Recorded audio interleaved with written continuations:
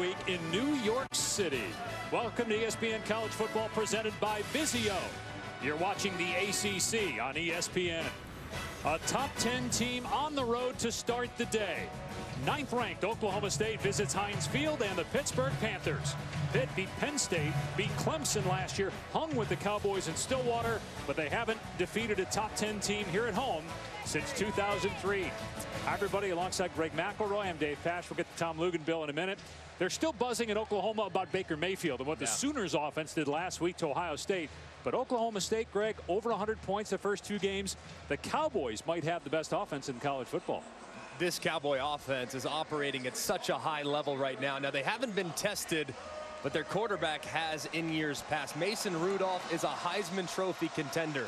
He has a great feel for the position, tremendous arm strength, and really understands what Mike Gundy wants him to do under center. But their All-American wide receiver, James Washington, this guy's worth the price of admission. He's strong, he's fast, he's elusive, and he torched this Pitt defense for almost 300 last year. But, Tom, it's the tempo that Oklahoma State plays with that makes them so difficult to defend. Well, it certainly is, Greg. And to compound that, it's not a dink-and-dunk offense. It's a vertical attack offense. So Pittsburgh is going to rotate a lot of players in the defensive secondary because they're going to have some tongues dragging on defense with this tempo and vertical attempts. Your tongue might be dragging by the end of the day. Temperature in the mid-80s here in Pittsburgh.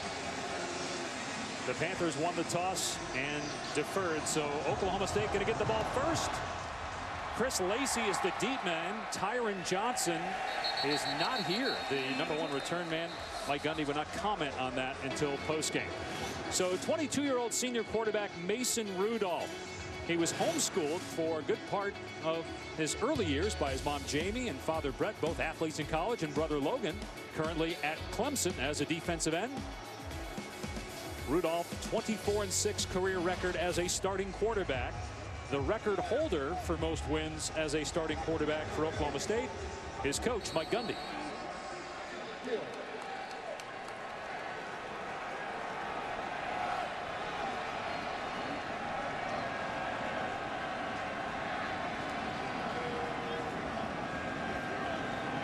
Got Justice Hill behind Rudolph.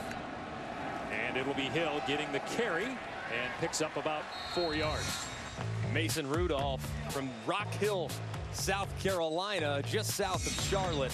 He's 6'5". He's big. He looks the part, and he's very efficient in this offense. This offense loves to employ the RPO, the run-pass option concepts. He's not only reading defensive ends, but he's feeling secondary players here in his senior year. Very advanced stuff from the outstanding quarterback. Play fake here. Rudolph with a ton of time, taking a deep shot. Got a receiver, but it's through the hands of the intended wideout, Chris Lacey, incomplete. 2/3 of their touchdown passes so far this year have been on passes of 40 yards or more, so no surprise they take a shot early.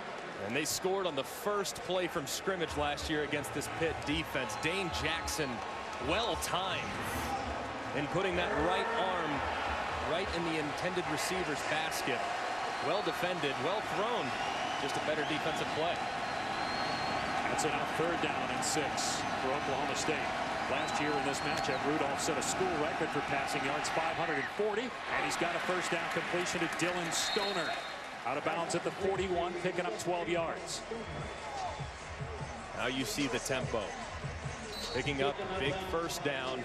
Now they have offensive momentum, and you see Pitt scrambling on defense to get lined up.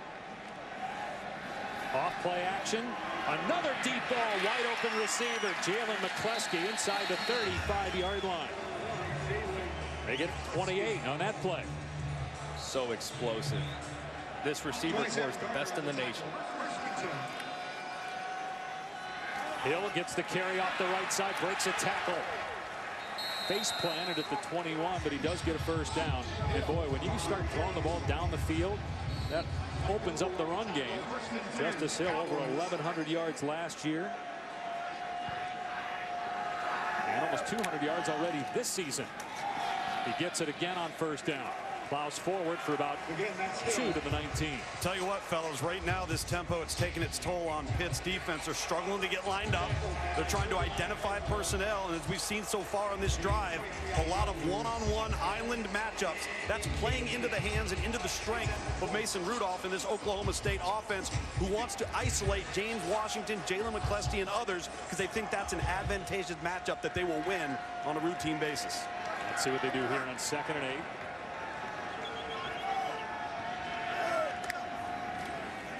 Keep it on the ground with Hill. Big running lane. Hill to the end zone. Touchdown, Oklahoma State. Boy, the Cowboys made that opening drive look simple, going the length of the field in 2 minutes.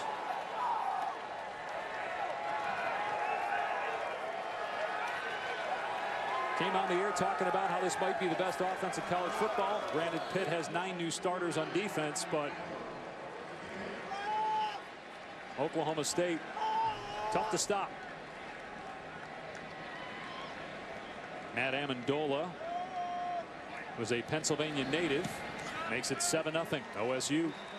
This run was all made possible by number 41, Britton Abbott. What a great job he does leading in the hole, which allows a nice, easy follow for Justice Hill. I mean, there's nothing but green grass in front, in large part due to Abbott, the Cowboy back, appropriately named, on the cut block. Well executed first drive from this Oklahoma State offense. They wanted to get in rhythm. They wanted to find one-on-one matchups in the secondary, and they wanted to try to establish the ground game. All 3 boxes checked on the first drive for the Pokes. Now, we mentioned that Oklahoma had that big win last week. When Mike Gundy was asked what he was doing during that game, he said he was out hunting turtles that were eating up the fish in his ponds. He said they can eat 10 pounds a day, those turtles. He says he actually helps his neighbors. He goes and shoots the turtles in his neighbors' yards as well. He said he was trapping turtles and putting in his neighbor's pond from time to time. That's too. right. I'm going to put some turtles in your pond, Tom. Sabotage. Certainly one of the most intriguing personalities. Got a donkey named Blackjack, and obviously the glorious mullet. So Pitt will start on the 25. Max Brown, transfer from USC. Big guy, 6'5", 230 pounds. It's rare to be a captain 2 years in a row. It's even more rare to do it for 2 different schools. And he wasn't even the starter last year. Obviously lost his job to Sam Darnold. He replaces Nathan Peterman here. Peterman, a transfer from Tennessee, was really good for the Panthers last year. Led them to those wins against Penn State and Clemson. Brown struggled last week on the road at Penn State. Can he bounce back today? Little half roll and a dump off here out in space, and the receiver French just falls down. Gain 1. Well, Max Brown, one of the most highly touted players coming out of high school in the 2013 class, out of Skyline High School in Sammamish, Washington. Signs with USC, as we all know now. Sam Darnold upsets him and upends him to take over the starting duties.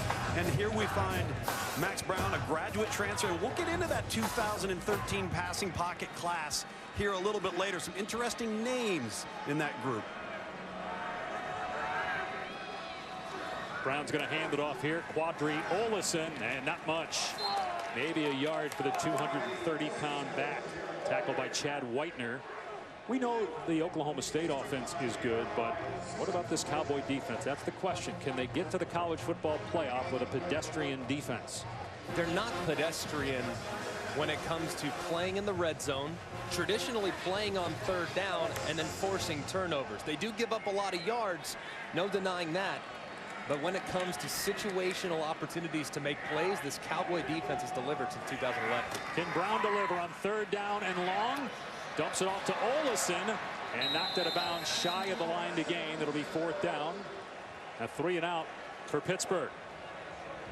Good start for this Oklahoma State defense. And Pittsburgh offensively, you have to get more out of 1st and 2nd down, gaining only 1 yard on a quick completion on the first play, setting up 2nd and 9, and having nothing going in the run game.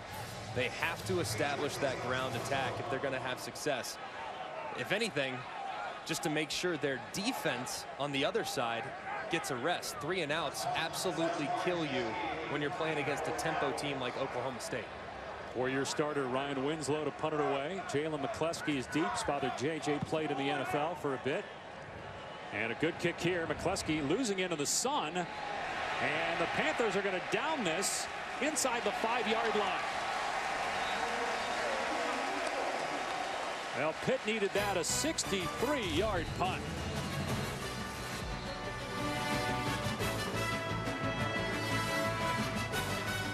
7-0 early Oklahoma State. Cowboys receiver James Washington could have gone to the NFL last year. He elected to come back to get his degree. Went to Stanford High School, population 3,000 in Stanford, Texas, multi-sport guy.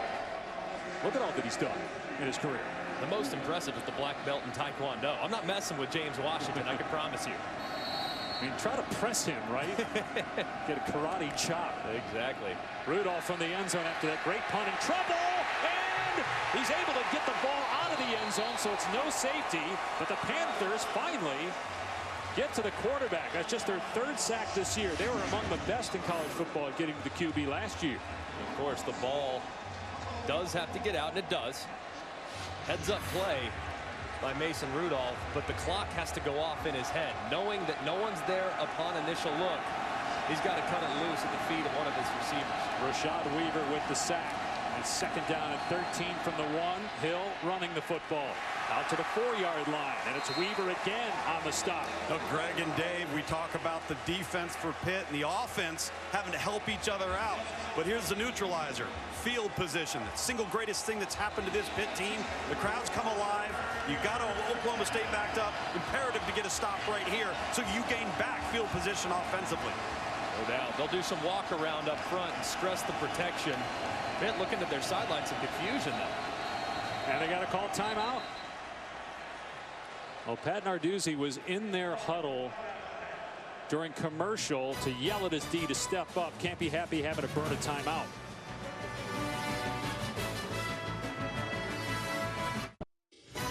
ESPN College Football is presented by Vizio, maker of award-winning 4K displays, and in part by Mitsubishi Motors, a century of innovation. Thurman Thomas and Barry Sanders, 2 of the best to ever play the position. So is that guy, Tony Dorsett, 1976 Heisman Trophy winner and longtime Dallas Cowboy. Big 3rd down here for Oklahoma State from the 3-yard line.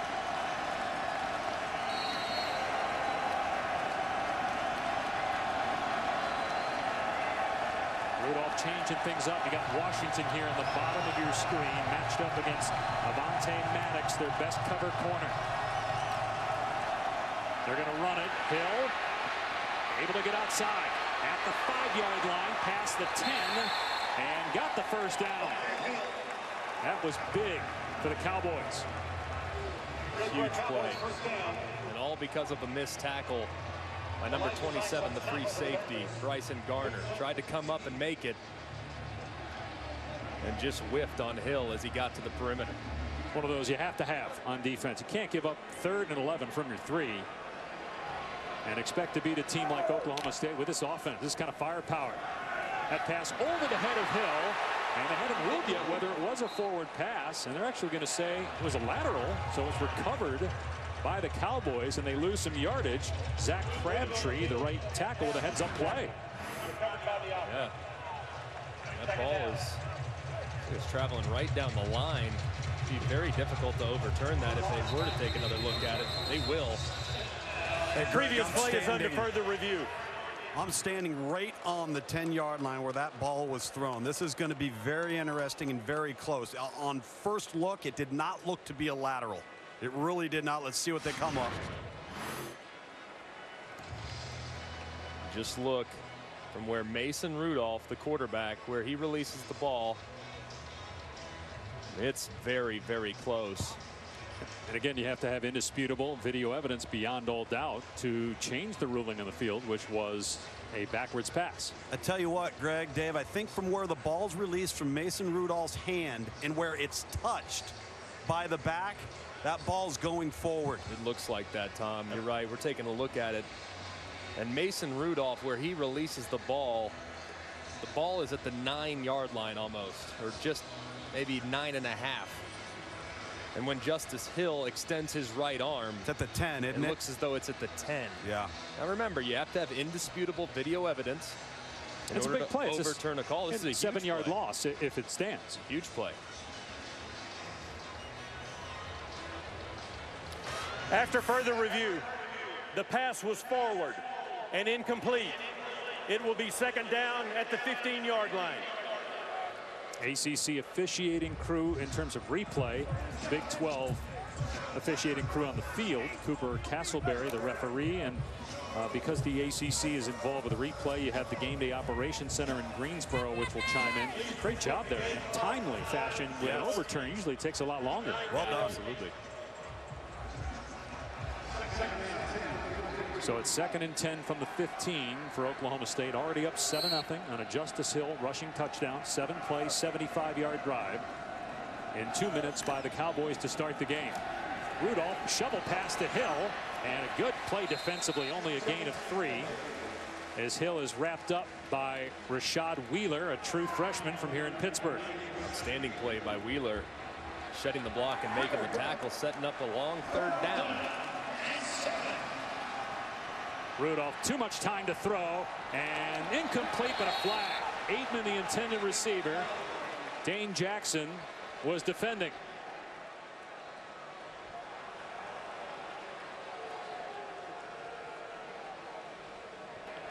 Pass interference by number 11 of the defense.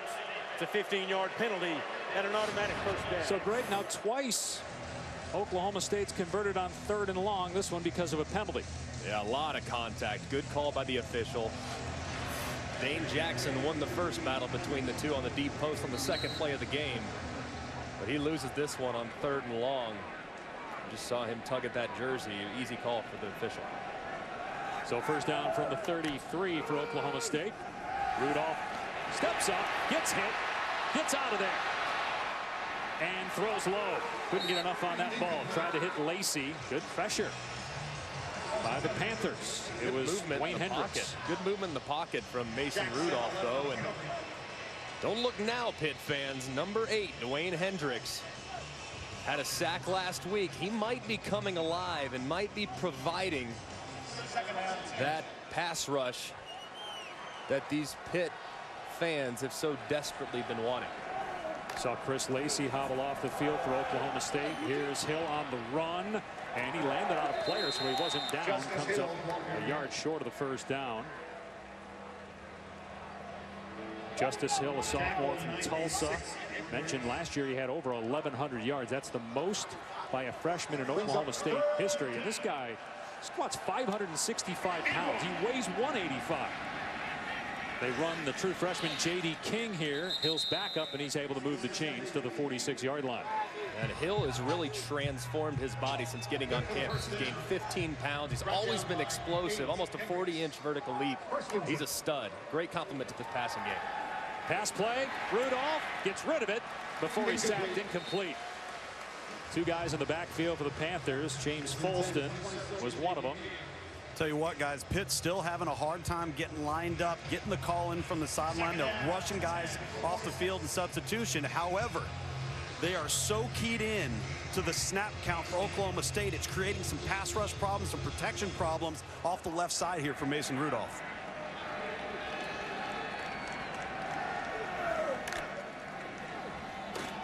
Rudolph over the top. It's caught inside the 30 by Stoner. And he's going to take it all the way. Touchdown, Oklahoma State. A 59-yard touchdown pass. 54 yards on the completion from You see all those players looking at the bubble route. And Stoner just sneaks right up the seam for the easy pitch and catch. That's why this Oklahoma State offense is so difficult to defend. They make you cover the whole field and have so much misdirection with their RPOs. They tend to get guys free quite often. Well, that drive for Pittsburgh died when they couldn't stop Oklahoma State inside the 3-yard line. Give the Cowboys a second chance. They usually pay it off. 14-0 Oklahoma State. Rudolph's 7th touchdown pass of 2017.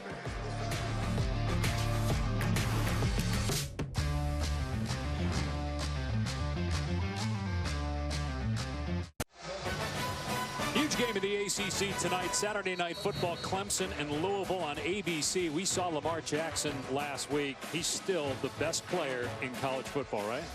He is. He's so explosive. Having a great quarterback is the ultimate neutralizer. Quadri Henderson, one of the best return men in college football. The Panthers could use a good one here, but good coverage by Oklahoma State. As we take a look at this blimp-worthy play brought to you by Goodyear. A great play-action concept from Oklahoma State. Showing run all the way, just blocking back. But here's the route. It's an out route, a bubble route, and then a seam route right out the gate. Now the problem is the safety doesn't get over the top of the seam route, which allows Stoner to go right up the seam, right up the hash. The safety's caught sleeping, looking in the backfield. Doesn't get off the hash where he needs to get, and allows for the big play and misses the tackle on top of it. Poor play by Dennis Briggs, the Rover safety. Brown off play action, dumps it off. Darren Hall out of bounds near the line to gain as we say hello to Adnan Burke. Hello, Dave Pass. CarMax Drive. What's possible? An update on UCLA and Memphis. Riley Ferguson to the wonderfully named Joey Magnifico. 7-0 for the Tigers. It's over on ABC. Dave, back to you. That is a dangerous game, no doubt, for UCLA. 9 o'clock local start if they're still operating on Pacific time. It's tough to get up and get going. UCLA better wake up quick. Here comes a reverse. Henderson pitching it to French. He gets the first down. Able to shake a tackle. Finally wrapped up at the 48-yard line. So a gain of 18 there. A little trickery. Try to get things going offensively. Beautiful design by Sean Watson, the offensive coordinator. Look at all the bodies out in front. Most notably Flanagan. Just right in the corner all the way up the field. Really well done. This Oklahoma State defense is aggressive and they're athletic. So getting them to run in one direction then countering back the other way can be very beneficial for this Pitt offense. Here's Quadri Olison. And maybe a yard. Panthers have a new offensive coordinator this year in Sean Watson, who worked with Pat Narduzzi some 25 years ago at Miami of Ohio. Watson's had many stops: Texas, Louisville, Nebraska. He's really adapted to this philosophy that Pat Narduzzi and Matt Canada really started to create last year. A lot of jet sweep, a lot of side to side, but still maintaining those downhill principles that we've seen from Pitt for the last 40 years. Play fake here for Brown. With time, taking a shot, got a receiver, but he overthrows wide open Jester Wea. High school champion sprinter Wea badly beat the corner, but the pass too long. Oh, a stutter go down the left sideline. The exact same play that Oklahoma State ran against Pitt last year for the go-ahead score. Jester Wea has a great route. Max Brown just overshoots him just a little bit. Jester Wea dropped a deep ball down the left sideline last week against Penn State. This time it's on the quarterback. When those two finally connect on a deep ball, it's going to be a sight for sore eyes for this Pitt offense. 3rd and 9. Brown in trouble and sacked. DeQuinton Osborne is there for Oklahoma State. 4th down, Pittsburgh. A lot of movement up front. Look at 91 going around the right-hand side with a little ET game out of the 3 down front. You saw that cross action, and Jared Jones-Smith, the right tackle, isn't able to stay wide enough, which results in the sack. Good execution by the Oklahoma State defensive line, but Jones-Smith has to get out. He struggled the last couple weeks with some speed rushers off the edge. First punt was 63 yards. This is another good one. McCluskey gets out of there and will sail into the end zone for a touchback. Well, you can see why Pitt has struggled so far this year. Barely beat Youngstown State, lost to Penn State last week. Struggling on both sides of the ball.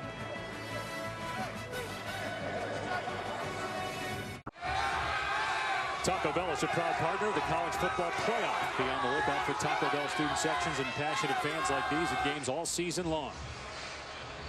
Temperature in the mid-80s, warm here for mid-September in the Steel City. Oklahoma State in front, 14-0. I love coming to Pittsburgh. What a great city.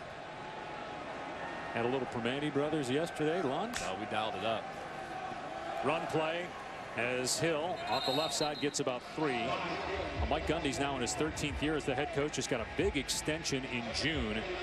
Sustained success now for Oklahoma State. 10 wins each of the last 2 years, maybe more here in 2017. Rudolph, another deep ball, and Washington can't get there. 3rd down. Mike Gundy has such a good understanding of what this program needs to succeed. Of course, taking over many years ago, he knows that they're not going to attract the 5-star talent, Tom, but he knows the players that best fit his system, and he recruits to that philosophy all the time. They evaluate and project as good as anybody in college football, because at Oklahoma State, you're going to get the guy that is 2 to 3 years down the road, and that's where they're special, and that's why they have such good players and consistency year in and year out.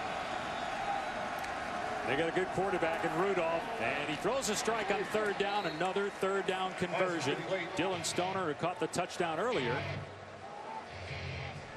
17 Stoner on the You look at what happened the 10 years prior. Les Miles kind of kick-started the program, and then Mike Gundy has taken it to another level. Jump ball, Aitman has it knocked away by Dane Jackson. No, Greg, they have Pitt in a real bind, because Pitt, with their safeties, they want to walk those safeties down to get an extra man in the box. All right, and now you're leaving one-on-one matchups that they are not capable of handling on the defensive side. And if Mason Rudolph gets back on target here, there's going to be more explosive plays to come. Zach Crabtree shaking up Lugs, the second-team All-Big 12 right tackle for Oklahoma State. There's no doubt you can just see the potency of this offense for the Cowboys. And again, the coaching staff deserves a lot of credit. It was interesting in talking with Coach Gundy about how they recruit those receivers. They recruit them based on position, not just, hey, we just want to recruit guys that can do anything. Well, if we feel a guy is a speed guy, an outside receiver, we recruit him for that. Yeah, they really do a great job evaluating how the pieces fit into the system. There's a lot of coaches that are doing that. I think Chris Peterson at Washington has done a great job of that as well. Guys that understand exactly what they want their offense and defense to look like, and then going out in Texas and in Oklahoma and throughout even the Southeast now, as we see them get all the way to South Carolina to bring Mason Rudolph home. They've really figured out how to go about their business and are having a lot of success. Setting up the screen here to Justice Hill. Excellent tackle by Dane Jackson behind the line of scrimmage. Loss of 1 on the play. Another big 3rd down coming up, guys. Pitt has got to get off the field here. And by the way, boys, you know what those kind of guys are called? OKGs. Our kind of guys. Absolutely. Those are the ones you recruit. You see the numbers for Rudolph on 3rd down. As a team, they're 4-4 on 3rd down. Remember, there was a pass interference call that kept the drive alive for Oklahoma State. Here's 3rd and 11.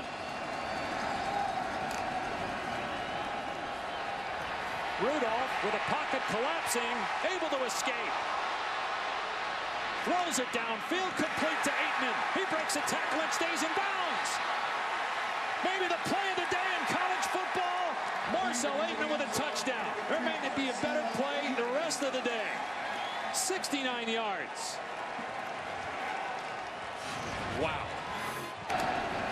How about Mason Rudolph keeping his eyes downfield, getting out of the pocket, setting up, throwing a strike, hanging in there, knowing he's about to get crushed, giving his wide receiver a chance. Of course, want to see if he stays in, and he obviously does. Marcel Aitman, the big 6'4" wide receiver that they are so happy to have back this year. And this last year with a foot injury. He is a difference maker, and you see just how difficult these Oklahoma State receivers are to tackle. How many missed tackles have we seen from Pitt so far? You got to give credit where credit is due, though. These poke receivers are so difficult to bring down. Another 3rd down conversion, and it's 21-0.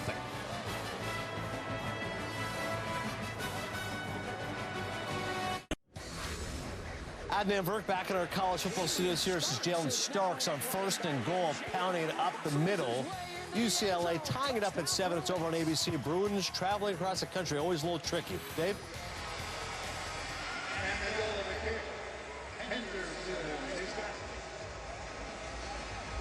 Oklahoma State in front 21-0 here. 2 touchdown passes by Mason Rudolph. Quadri Henderson going to let this one go into the end zone. Won't even take a chance at it, so it's a touchback. Take a look at our Napa Auto Parts drive recap. This is all created by Mason Rudolph. Extending the play. Negotiating the rushers inside the pocket and then getting out. And finding Marcel Aitman down the left sideline. One broken tackle from Paydirt, and Aitman puts his head on the goalpost. What a heck of a start for Oklahoma State's offense. First 3 drives, they've been unstoppable against a salty Pitt front. I mean, Lamar Jackson can do a lot of magical things. I don't know if we'll see a better play in that game. Nice run here by French out past the 30-yard line. I mean, for a guy that size, 6'5", 230, to move around like that, Rudolph. And then Aitman buying time. These wide receivers, Tom, it's as good a group as I've seen. 3 legitimate NFL players and a lot of depth and explosiveness around them. In all shapes and sizes. Big, physical, undersized, and scat back-like. Just so impressive across the board. A lot of scouts here, including a general manager, Rick Spielman of the Vikings. They're here to play Pittsburgh. The Steelers tomorrow here at Heinz Field. Brown rolling out, and his pass is caught near midfield. First down. Aaron Matthews, 3rd catch of the year. This is a critical drive for Pitt's offense. They have absolutely no momentum. If it becomes a score-a-thon, that's obviously advantageous to the Cowboys. Pitt needs to stop the bleeding by putting something together here. Absolutely have to find an answer offensively. And their best way, Greg, of moving the football has been all misdirection. It's the only way they've moved the football consistently today. They bring Henderson in motion. They like to hand it to him. And here is Henderson running. Oklahoma State all over that. No gain on the play. Justin Phillips, one of their best linebackers. And Oklahoma State has lost a couple linebackers to injury this week. And also Calvin Bundage, who's a big part of their defense, not playing the first half after a targeting call last week. Doesn't seem to matter, though, right now. The defense for Oklahoma State looks solid. They're really athletic. Not the biggest group. You'll see some 300-pounders in the trenches, but that might be a bit exaggerated when you see them up close, but they can run. Perfectly built for the Big 12. Play fake here. Brown looking downfield and almost intercepted by Rodarius Williams. Jester Weah appeared to be the intended receiver. There is a penalty marker down at the line of scrimmage.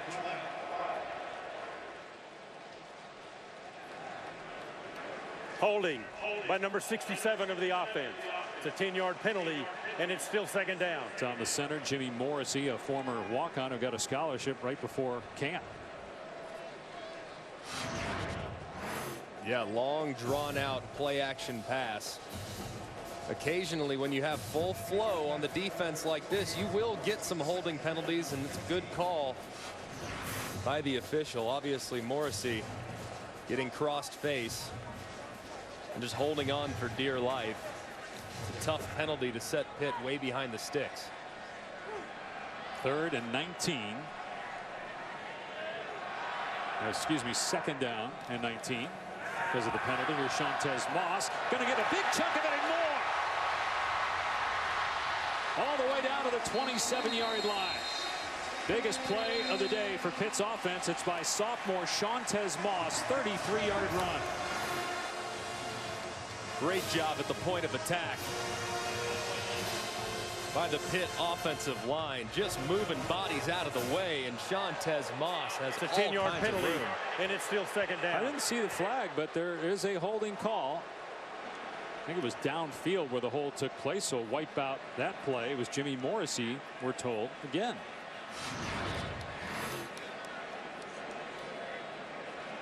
There's Morrissey right there. Yep. And a good call, a little bit down the field, but a clear hold. I didn't see it at first glance, but now, and that is just backbreaking for an offense. Max Brown, the drive before, missing the deep stutter go to Jester Weah, that which would have been a touchdown. Now you have a big play in the run game called back. Pitt can't keep shooting himself in the foot. Plus all the bad defense on third down against Oklahoma State. Moss out in space, making some nice moves. Get to the 45, so it'll make it reasonable here. Third down and 15 after second down and 26. Final minute of the opening frame here at Heinz Field. Makes it a little bit more manageable. But this Pitt offense is all about running the football, establishing the line of scrimmage. That's what they were so great at a year ago. And I know they lost some really good pieces in the backfield and along the offensive line, but they have to stay on schedule. Not a heavily penalized team, but two costly holding penalties make it very difficult here on third down. Brown has to step up in the pocket, and he throws short to Matt Flanagan, the tight end, and he'll come up about 6 yards short of the first down as Pitt go for it here. I mean, you're down 21-0. I know it's the first quarter. 4th and 5. I mean, don't you feel like you got to do something offensively? Yeah, I'd take the quarter and certainly think about it. They've pinned Oklahoma State deep already, and that just resulted in a touchdown as well. So I think it could be a make or break moment for the Pitt Panther offense. I think they got to go for it, or at least think about it here in the quick break. How about you? But we'll see what Pat Narduzzi does after the commercial. All Oklahoma State, the number 9 team in college football, looking pretty good right now.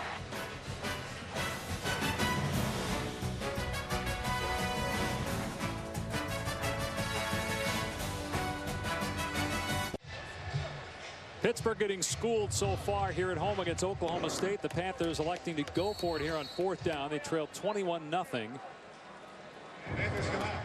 The Oklahoma State offense looks unstoppable so far, and the biggest test the Cowboys have had to date. Not been much of one.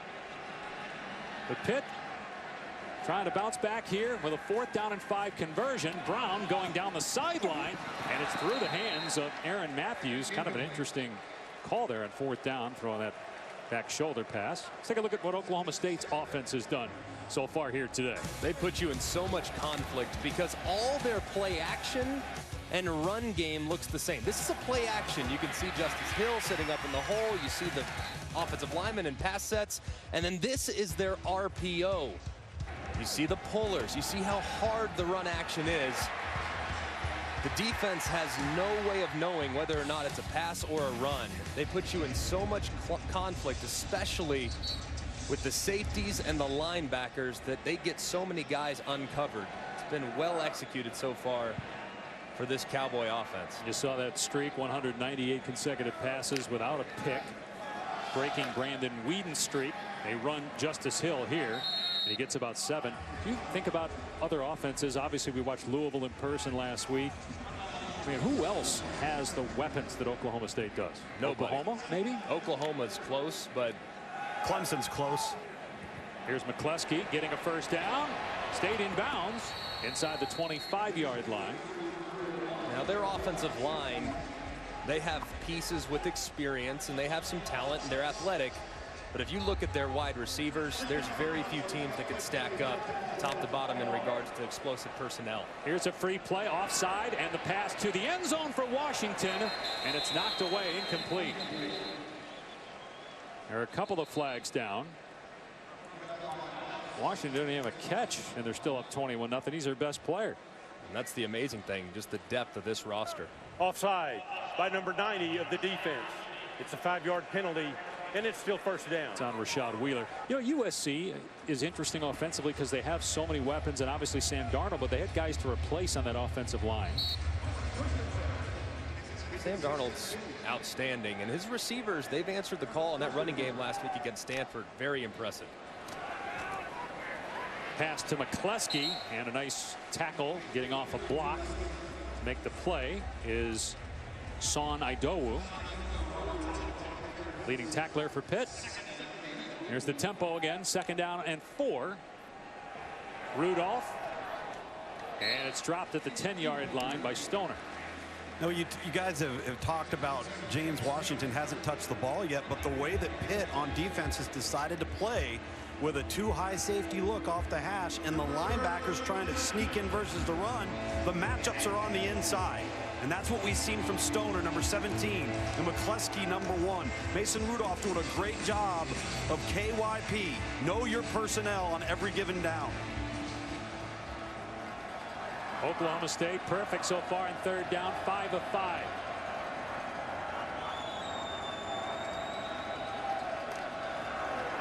And they keep it on the ground with Hill, and he's got the first down. Upended at the 7-yard line, but after he was able to move the chain. Dennis Briggs got him. It's 1st and goal, though. Trying to go airborne. This gives you a little bit of an idea as to how explosive Justice Hill is. 38.5-inch vertical. Didn't display all of that 38.5 right there. Got clipped by the defender, but it was close enough. You can see this was out there, flat out roll. At an injury timeout, back in a moment.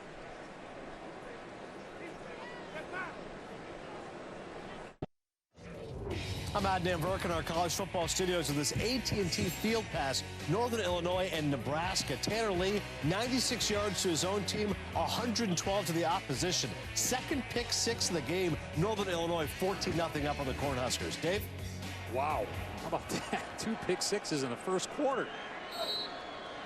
Here it's 1st and goal for Oklahoma State. Off play action. Rudolph to the end zone. Touchdown. Jalen McCleskey with the grab, and it's 27-0.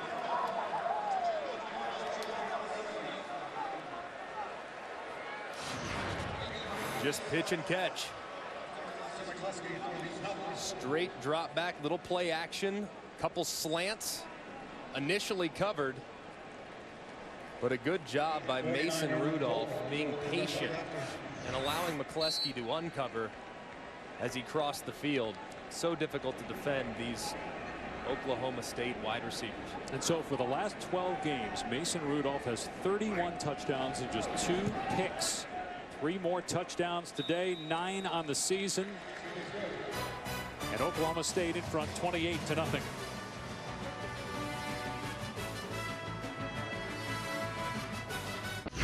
ESPN College Football, brought to you by Jaguar, the art of performance, and Schick Hydro, designed like no other razor.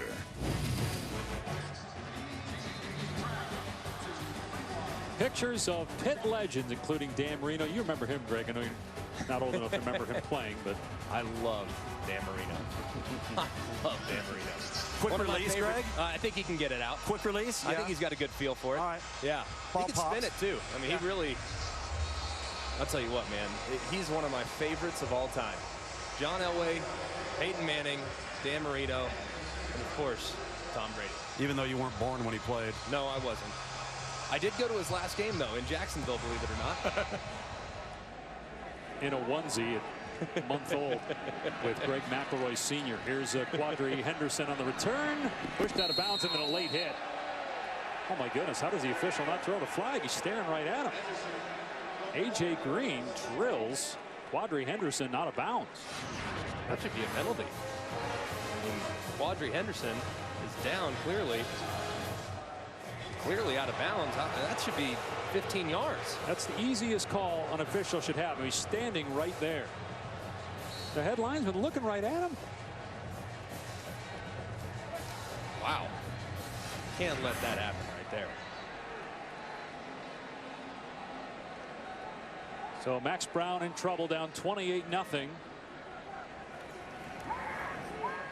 They've run this play several times, a little half roll, and then he throws into traffic, incomplete, trying to hit Jester Wea. You know, Dave, Greg, before the break, Dave, you mentioned that Mason Rudolph's been so good with the football. Last 12 games, just 2 turnovers. Look at this football team statistically in turnover margin the last 7 years. To be plus 21, plus 11, look at the record that goes along with that. Look at 2012 and 2014 in Oklahoma State's record. this is an advantageous defense that creates turnovers and can mask some statistical deficiencies, because statistically they've been very poor, but they're winning a lot of football games because of turnovers. Penalty marker. I mean, that you know, you always talk about how turnover margin is the key to winning and losing, but man, that really spells it out. That graphic we just showed. By number 66 of the offense.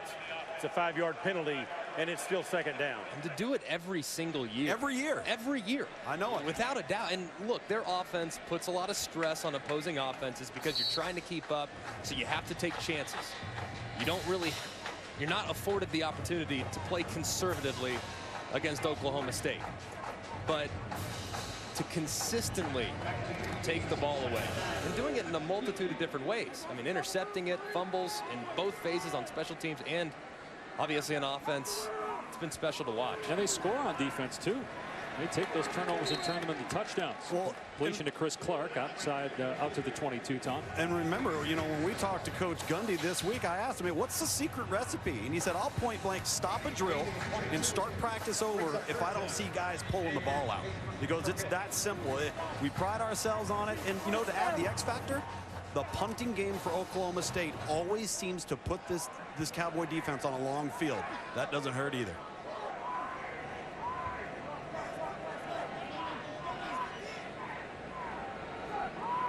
Max Brown on 3rd and 8 for Pitt. Going to take off. And he will not make it to the line to gain. Cole Walterscheid on the tackle. Oklahoma State has TCU next week. Bedlam is earlier this year, November 4th, because you now have a Big 12 championship. Oklahoma and Oklahoma State might be the two most intriguing teams in college football this year. Yeah. It's going to be one of the games in college football, and has been. I mean, for the last 7 or 8 years, that game has meant a lot, not just to the people of Oklahoma, but to fans of college football throughout this great nation. This year is no different with the explosiveness that both Oklahoma offenses State have. And calls their first time out. the impressive play that both defenses have had through just a few weeks in the season.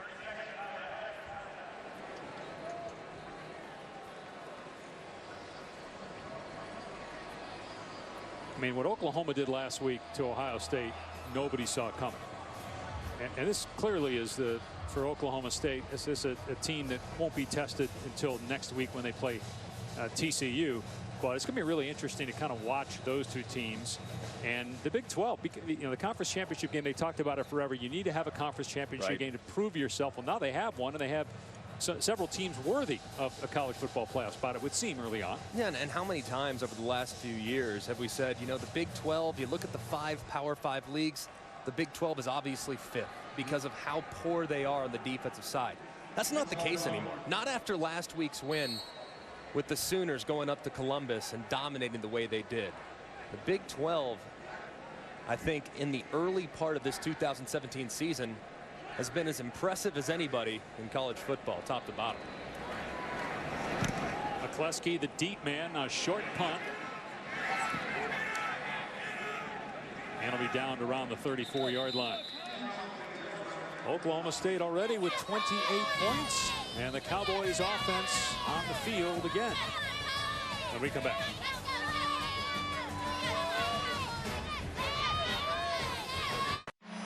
I'm a man. I'm 40.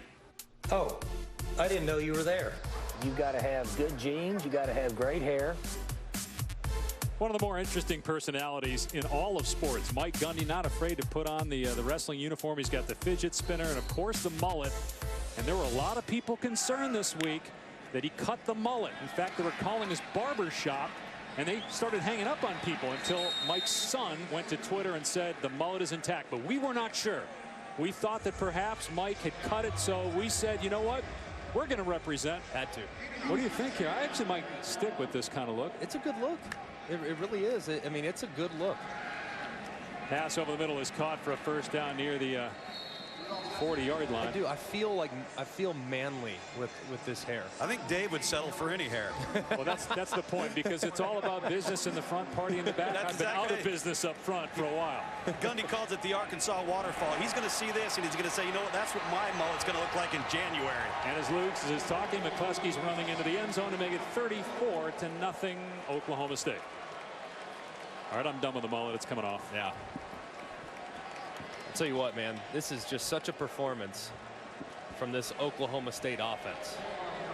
Give Pitt credit. I mean, Pitt played against a top 4 team on the road last week. And I would argue that that game was a little bit closer than the final score might indicate. But so far, it's all Cowboys today, looking and proving that they're one of the best teams in college football. It's just borderline embarrassing if you're Pitt. You're up down 35-0 at home, just over a quarter into a game.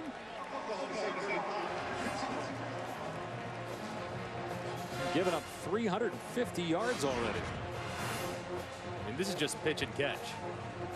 I mean, Pitt's trying to do anything. They decide to fire the middle linebacker and try to run him up into the mesh, which still allows one-on-one coverage for McCleskey on the safety Garner. They haven't been able to slow down these slot receivers for OSU throughout the entire game. So difficult to contain this group. They're so explosive, they're so versatile, and they just put you in so much conflict defensively. No, I'm putting the country on notice right now with their offense. You're not a believer in Oklahoma State. You should be. Again, Pitt, not great defensively, but still, it's just 3 games in a row. You beat Tulsa week 1. Tulsa team, people thought highly of coming into the year.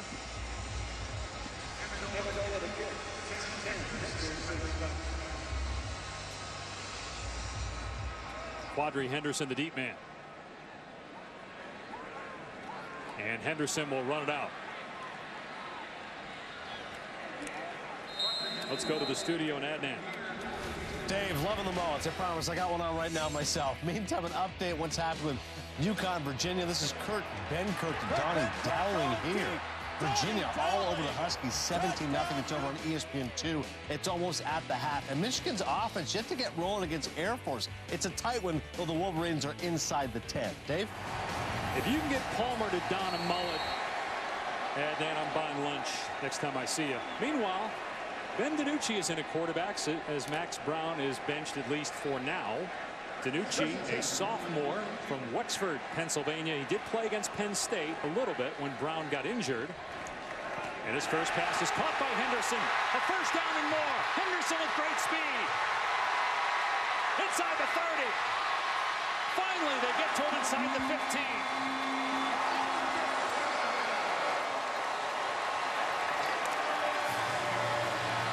Pat Narduzzi said last week that Ben DiNucci provided a spark. How's that for a spark? Finding Quadri Henderson on a little bubble wrap. Not much to it, but well executed and a good decision by the redshirt sophomore. Tell you what, Greg, he should provide the spark last week. He came in, first play of the game, he scored. Yeah, had a rushing touchdown. Also had a 2-point conversion, but he had a fumble as well. They'll keep it here. After that 74-yard pass play, he runs for about 2 or 3 yards on first down, but the crowd is back into it. Threw 9 passes last week against Penn State.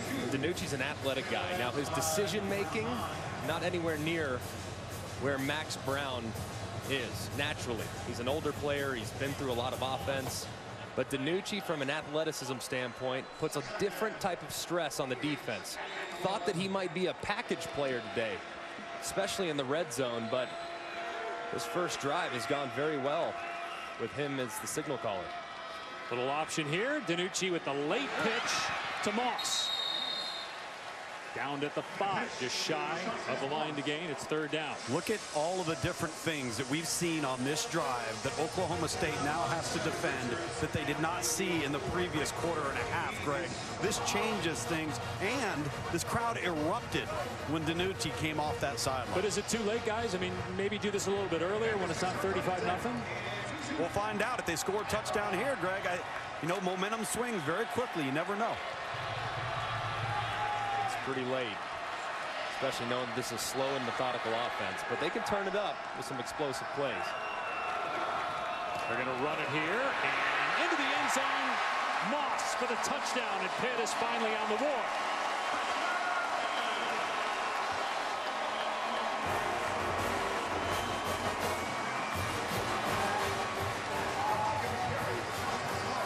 first touchdown of the season for Shantez Moss.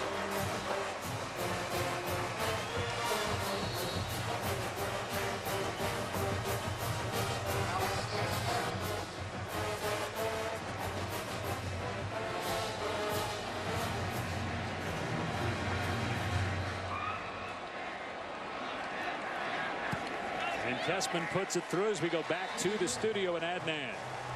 All right, Dave, just want to update you on a couple of games, as a matter of fact. UCLA and Memphis. Bruins extending their lead over the Tigers. Josh Rosen here to Jordan Wilson. So they're up by 10 right now. Early in the second over on ABC. And also Louisiana here as well. 3rd and 5.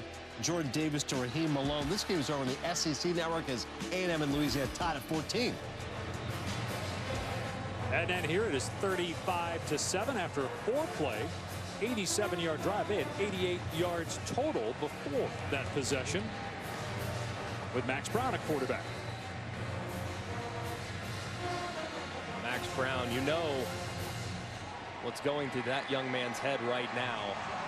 Thinking back to last year when he was replaced by Sam Darnold after 3 games for the USC Trojans. You know he's thinking about that right now.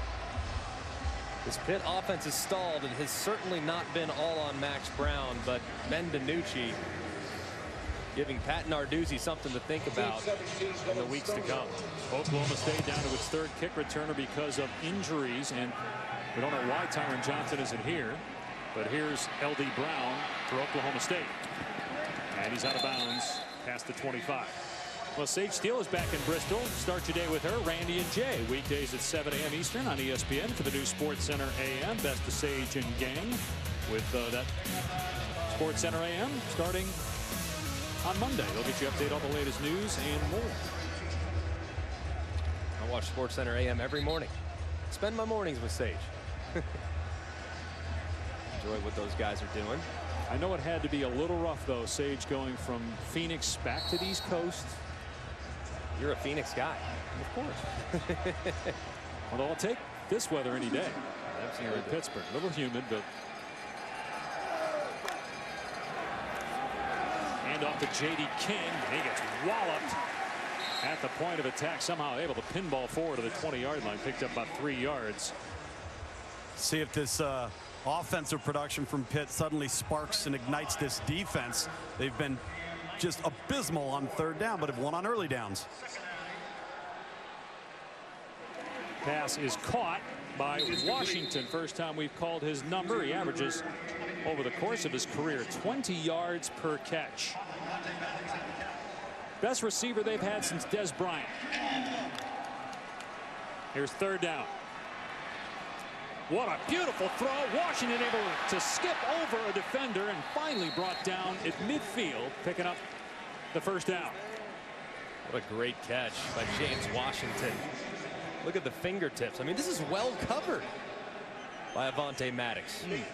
Extension, able to continue momentum. You don't see that every day, not on Saturdays at least. That young man's got a very bright future in front of him.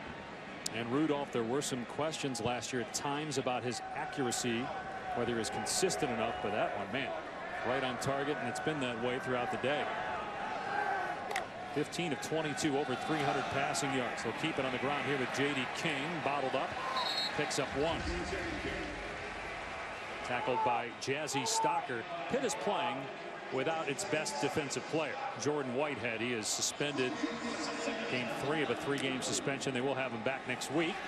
Another run play. King into the pile to about the 47 for 2 yards. So 3rd and long here. Can Pitt get off the field? They have not yet today. Oklahoma State 7 of 7 on 3rd down. Yeah, and several of those 3rd downs have led to a missed tackle, which leads to touchdowns. So this Pitt defense, although the numbers and the score would indicate otherwise, they're a missed tackle or 2 away from this score looking a lot different. Trying to step up here on a critical down. Rudolph with time, taking a shot down the sideline, and another pass that's on target. Washington able to pull it in. Great throw, great coverage, great catch. Just can't stop that. You have arguably the best wide receiver in America one of the best quarterbacks in America, connecting on a well-covered 9 route right down the sideline. Just unstoppable. Picked up 31 yards. That was Damari Mathis in coverage. They go back to the ground, and J.D. King. I would imagine a game like today for Mason Rudolph will start to generate some Heisman discussion. I know we got a long way to go, but we went from Lamar Jackson not being in anybody's ballot allegedly going into the season to now being #1 after 2 weeks. The reality that Heisman Trophy could be determined in the Battle of Bedlam, given the amount of momentum that Baker Mayfield's created last week. Here's Hill past the 10. What a move by Hill. Beautiful touchdown run. Second of the day for Justice Hill.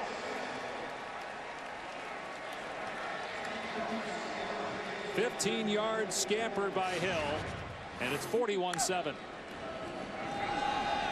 Just carving it up. Jump cut. Stiff arm. Jump cut. Hater. He makes it look so easy, Tom, and he doesn't lose a lot of acceleration. He is able to put his foot in the ground and go vertical so quickly, so difficult to contain. A lot of B button right there, man. You cannot get a clean shot on him. He's so slippery. Stops and starts on a dime. Very impressive. What's the B button for us non-millennials? B button is the spin move. Thank you. That was R1 and L1 on display. Thanks for clarifying.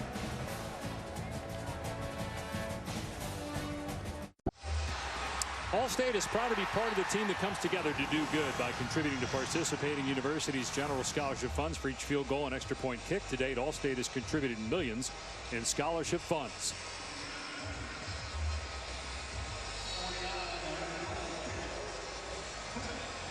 Oklahoma State with 42 first half points. They've had the ball for 11 minutes and 51 seconds.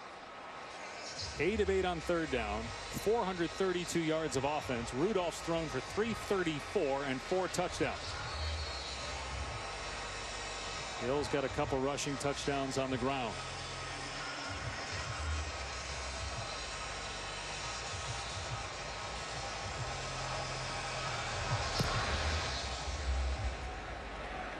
Touchback. It'll come out to the 25 for Pitt's offense. And Ben DiNucci, the new quarterback for the Panthers. Today's Aflac trivia question: Mike Gundy with the most wins of all active coaches at their alma mater. He's one of 21, by the way. Coached at his alma mater. Who had the most all-time wins at his alma mater? Gregor. I think I might know this one. Go ahead, take a guess. I'm going to say Bear Bryant. Lugs, you got a guess? No. Recent. How about that? Back to you. Recent retirement within the last couple years. I think I know. DiNucci on the run. And scoots out of play near the 30-yard line. All right, let's give you the answer here. Is it Steve Spurrier? No. The gentleman who has the most wins of all coaches all time at their alma mater is Frank Beamer, Virginia Tech. Wow. 238 wins. Took that program from nothing. Yeah. And turned them into a perennial power, first in the Big East and then in the ACC. And a great lesson about patience for winning. If you look at his first 5 years, if that would have been in this era, he would have been fired. Great point. Great point. 2nd and 6. DiNucci right through the hands of Henderson. A forward pass incomplete. Look at DiNucci. This guy just plays tough. I mean, last week coming in the game, Max Brown got his helmet knocked off. They have the ball, 3rd down, inside Penn State's red zone on the 3-yard line. And he runs around, almost fumbles, but he gets it in. He's a competitor, man, and he made it tough on the coaching staff when they were deciding on their starter.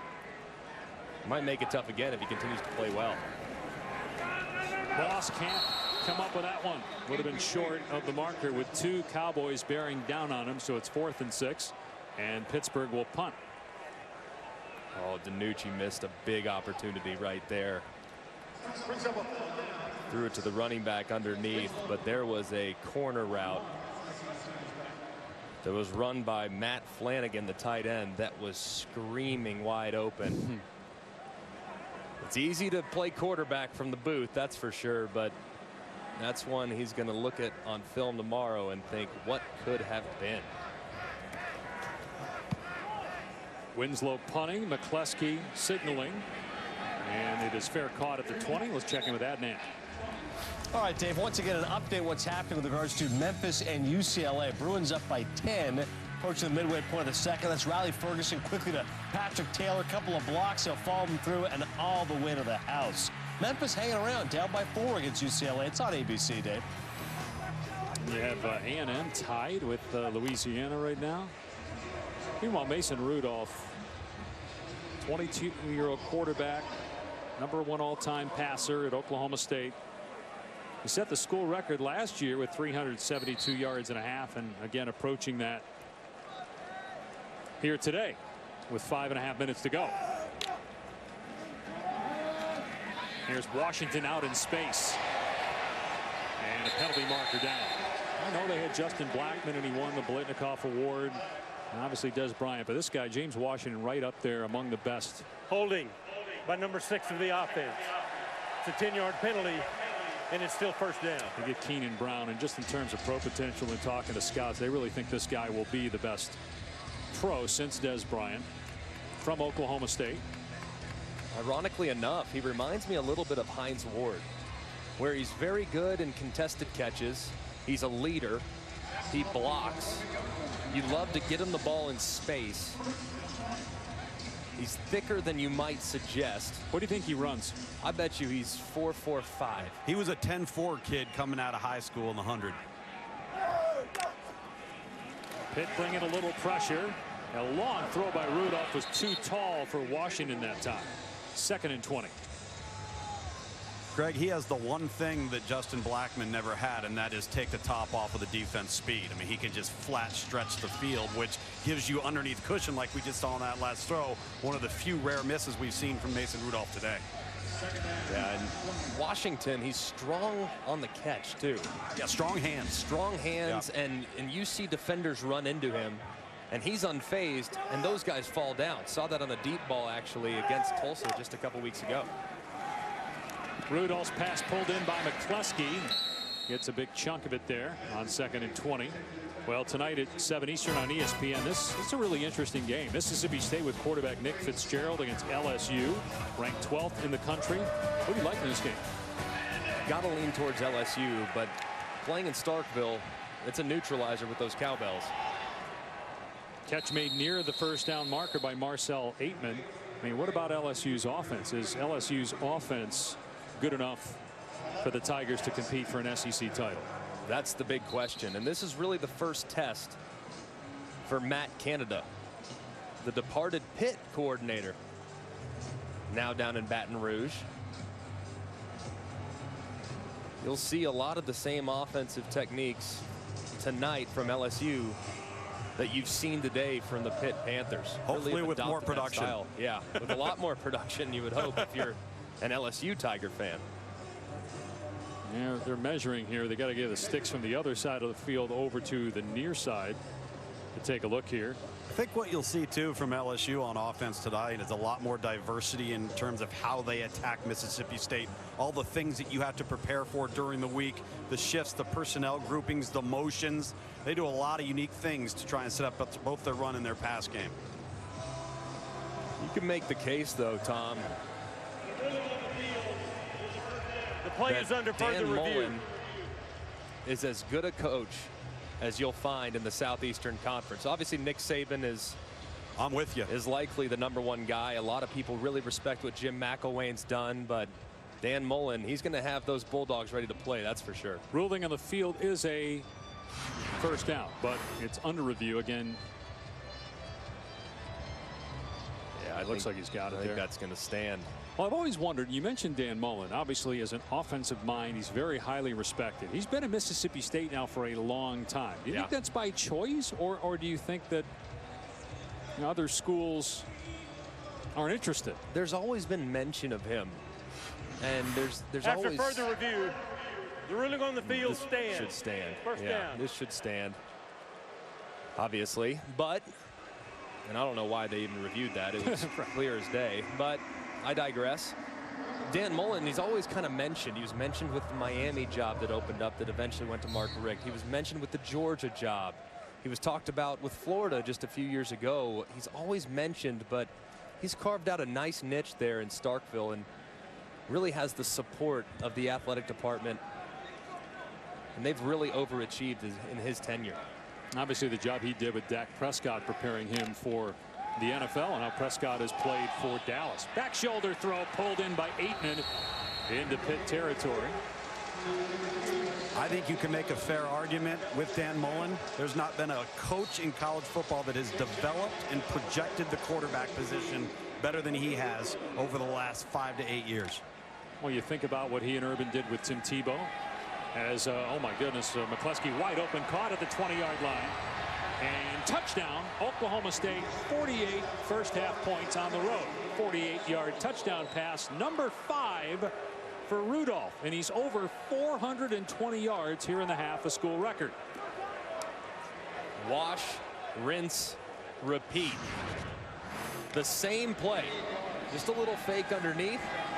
You see number 23, Son Idowu, come up on that play action, which allows McCleskey one-on-one with the safety, and he wins again. They've hit this post time and time again for big plays, and now McCleskey's gotten to pay dirt 3 separate times, all of which on very similar type of plays to that right there.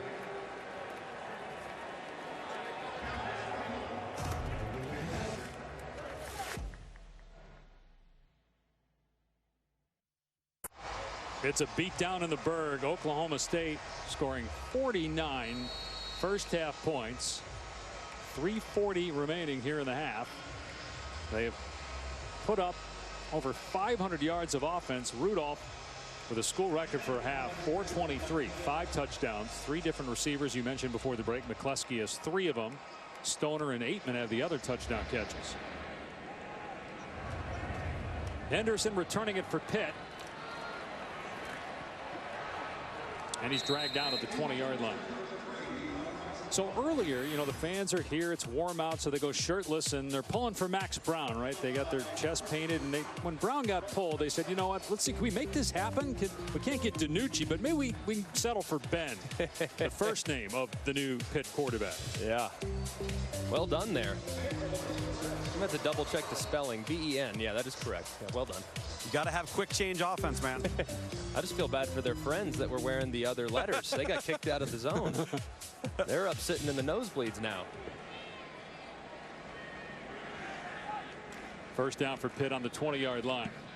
Shantez Moss up to the 23, picking up 3 yards, brought down by Justin Phillips. 26 Moss. Still plenty to play for Pitt, obviously.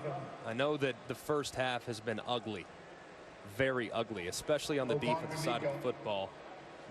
Second down. But this is where Pat Narduzzi needs to challenge his guys. Say, hey, look, we're going to burn this tape more than likely, and we're going to learn from it. But I want to see who competed for 60 minutes, and that's who he's trying to identify right now. Moss near the first down at the 30-yard line. And you look at Pitt's schedule. They don't play Clemson. They don't play Louisville. They don't play Florida State. It's a great year to have that kind of schedule with, you know, Pitt in rebuilding mode, losing all those starters. Yeah, it's still a tough schedule. Obviously, the ACC made their presence known last year with all those great outcomes, one of which was, of course, Pitt's win against Penn State early in the season. A statement win for Pat Narduzzi and his staff. The ACC, it's a gauntlet. There's no denying that. 3rd and 1. And second effort, Moss able to get the first down. Now you talk about the quarterback position and the impact that it's had on the rise of the ACC. Greg and Dave, look at the coastal division of the ACC, which Pittsburgh's in. Duke is the only school that returned with a starting quarterback intact. So, you know, how this division ends up playing out still looks like Pitt's trying to find out who their guy is. Looks like Georgia Tech found a guy in Taquan Marshall, Daniel Jones at Duke. That's going to define this conference as well as how the coastal division develops at quarterback. And Miami's got to be the team to beat, right? In yeah, that division. talent-wise. Well, Virginia Tech looks pretty good too. Don't sleep on the Hokies. Let's go to the studio and Adnan.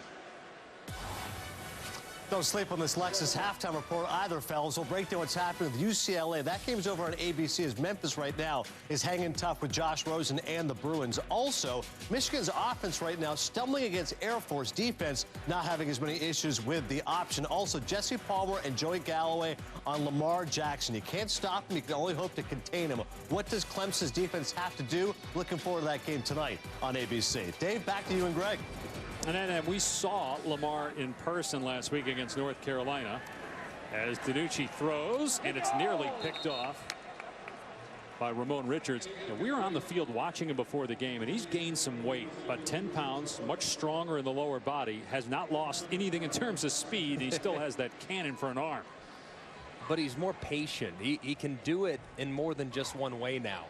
From the pocket, he's so much more efficient. He understands exactly what Bobby Petrino wants from him in the passing game. So you're seeing him go through progressions that we never saw at any point last year. So much of his production was made on improvisational plays. Now he's doing it in a traditional way as well. Been a lot of fun to watch his development. Penalty marker down. And that Clemson defensive line will be a challenge for Lamar Jackson. By number 78 of the offense. It's a 5-yard penalty, and it's still third down. Yeah, I think you might have just won the money for the biggest understatement of the day. D-line, Clemson. For Clemson's defensive line and the fact that they're going to make life tough. Plus, how will Kelly Bryant play on the road, guys? Yeah. Showed a lot of poise last week at home in a tough one. Now he goes on the road. A lot of that's going to be on the offensive Clemson as well. We all gathered at a local place on Thursday to watch former Clemson quarterback Deshaun Watson lead the Houston Texans to victory. Had the game-winning touchdown run. DiNucci's pass on target. And to the 43-yard line is Arujo Lopes. 30-yard gain. Ramon Richards tried to undercut it and get an easy interception. He misplayed it with the angle, and DiNucci was able to slide it in there. Well thrown by the youngster. DiNucci able to complete it to Aaron Matthews. Stayed in bounds. Pitt does have a couple timeouts left, nearing a minute to go here in the half. Good opportunity for DiNucci too to run this 2-minute offense. And these are the reps that are invaluable for a young player as he starts to gain confidence and an understanding of what they're trying to do philosophically. DiNucci has Matthews again. First down near the 25. Puck will stop as they reset the chains here.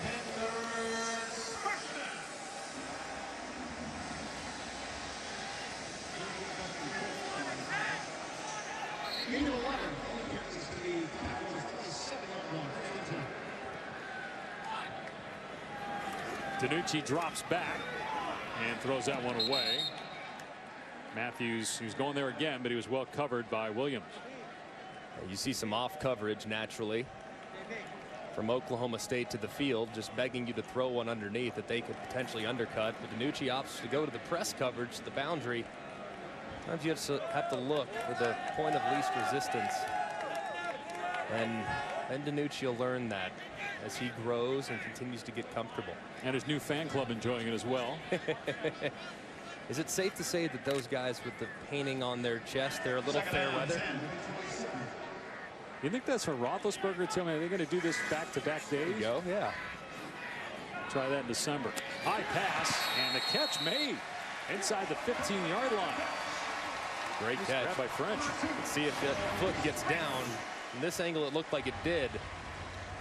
Ball was a little high, obviously. Talked about the cushion to the field. There it is. And you can see clearly that his foot is down. Does he maintain possession of the ball? Yes, he does. Great catch by French on the sideline. Well, that was a long throw, too, fellas. Yeah, it was.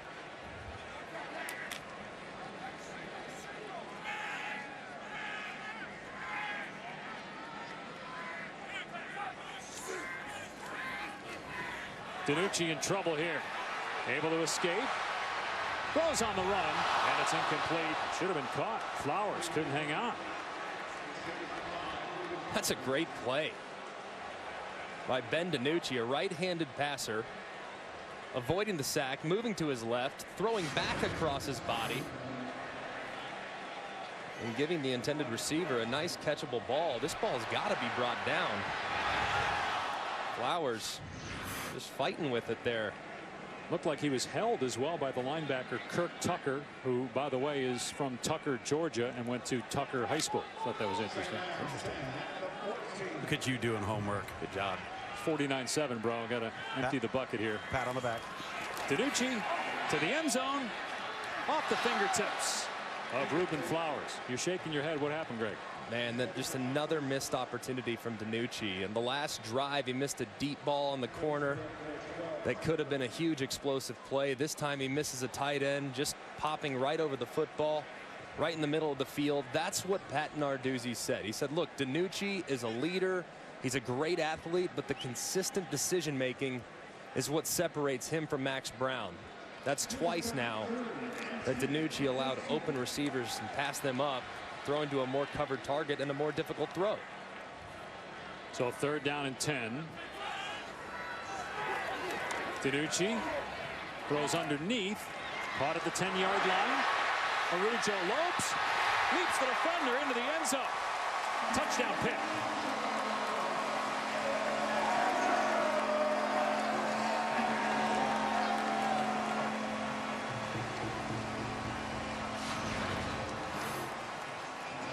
Great effort by Arujo Lopes. Nothing there initially, spins out of 2 tacklers and hurdles into the end zone. That's just all effort right there. And Arujo Lopes, lovingly known as Rah-Rah by his teammates, gives these Pitt fans something to cheer about. 13-play, 80-yard drive engineered by backup Ben DiNucci, sophomore from Wexford, Pennsylvania. Well, the 49 points allowed today. Looks like there's still a chance, although doubtful, that they won't eclipse that 96 team that gave up 52 to Ohio State. 16 seconds left. Look, Pat Narduzzi, clearly they lost a lot of talent, but won 8 games each of his first 2 years. He's from Youngstown, played for his dad there before transferring to Rhode Island. He told us yesterday he wanted this job. I mean, this has been a job. Todd Graham was here for a year. Paul Chris was here for a couple years. Then he got to go back home to Madison, coach in Wisconsin. But Narduzzi loves being in Pittsburgh and just a fun guy to talk with. Yeah, and you can win here, obviously. If you look at the success they had in the 70s and the early 80s and all the great players that have come from this area, you can absolutely win here. And Pat Narduzzi, man, he's proud. He's proud of the investment that this athletic department has made. They have a beautiful new facility that they share with the Pittsburgh Steelers. You got a chance to watch Big Ben Roethlisberger at practice yesterday. How cool is that for a recruit that comes on a visit here to Pittsburgh? So a lot of exciting things in the future for this Pitt team. And speaking of the Steelers, they're home against Minnesota, and you kick off your Week 2 NFL Sunday with ESPN. A new time and a new team. Sunday NFL Countdown comes to you at 10 a.m. Eastern with Rex Charles, Matt Hasselbeck, Randy Moss, Mort Shefty, and new host Samantha Ponder. It was pretty cool when you talk to Pat Narduzzi and the coaches, the conference room, because Pitt and the Steelers obviously share Heinz Field, but they also share a practice facility. I mean, we were on the porch watching Mike Tomlin run practice a little bit yesterday. And Pat told us Tomlin's been great with his players. And that's a really invaluable resource, obviously. Not to mention the fact that they just have so much support from the Steeler organization, which is just an incredible organization in the NFL. Mason Rudolph, the star of the first half, throwing for 423 yards and 5 touchdowns. All Oklahoma State, 49-14. Halftime. Adnan Vert. All ESPN coverage is streaming live on the ESPN app. Download now and take ESPN everywhere. Welcome back to ESPN College Football, presented by Vizio. This is the ACC on ESPN.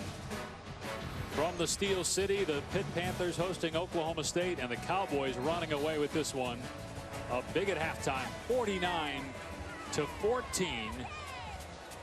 The offense for Oklahoma State looks unstoppable today.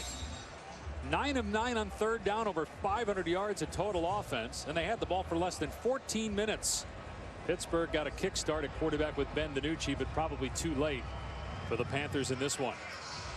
And the folks here at Heinz Field offering the students a beverage to stay for the whole game. My question is, what type of beverage are they offering? That might help. These guys are just going to stay till tomorrow. Oh, they're there. Keep they're their ready. seats for Roethlisberger. Oh, yeah. Change that blue to a black, and you got the black and yellow. You'll be ready to roll. Make it once, sell it twice. There you go. And this will be a touchback. Pitt will start on the 25. Dave Pasch, Greg McElroy, Tom Luganville down on the field. Mason Rudolph with the most passing yards and a half against an FBS opponent. 4 years in college football. Greg, he was fantastic in that first half. Outstanding, and especially on third down and giving his wide receivers, which is the best group in college football, opportunities to make plays down the field. Now, these wide receivers, they did their part because they made guys in the secondary miss over and over and over again, and a lot of those 423 yards were actually after the catch. But Mason Rudolph is putting on a clinic today with his efficiency and the decision-making that he's had throughout the course of the first half. Ben DiNucci starting the second half at quarterback for the benched Max Brown.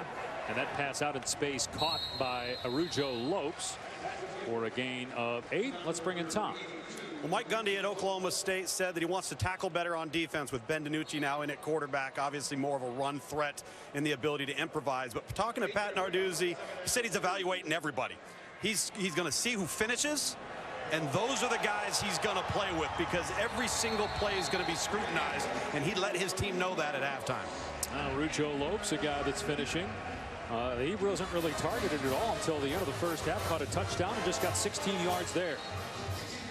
And I think you can learn a lot about your team in games like this. Now, granted, you learn a lot of negatives too, but you can learn and find and identify the guys that you can rely on, especially when adversity sets in. So a lot on the line for this Pitt team to get some momentum before they start their ACC schedule.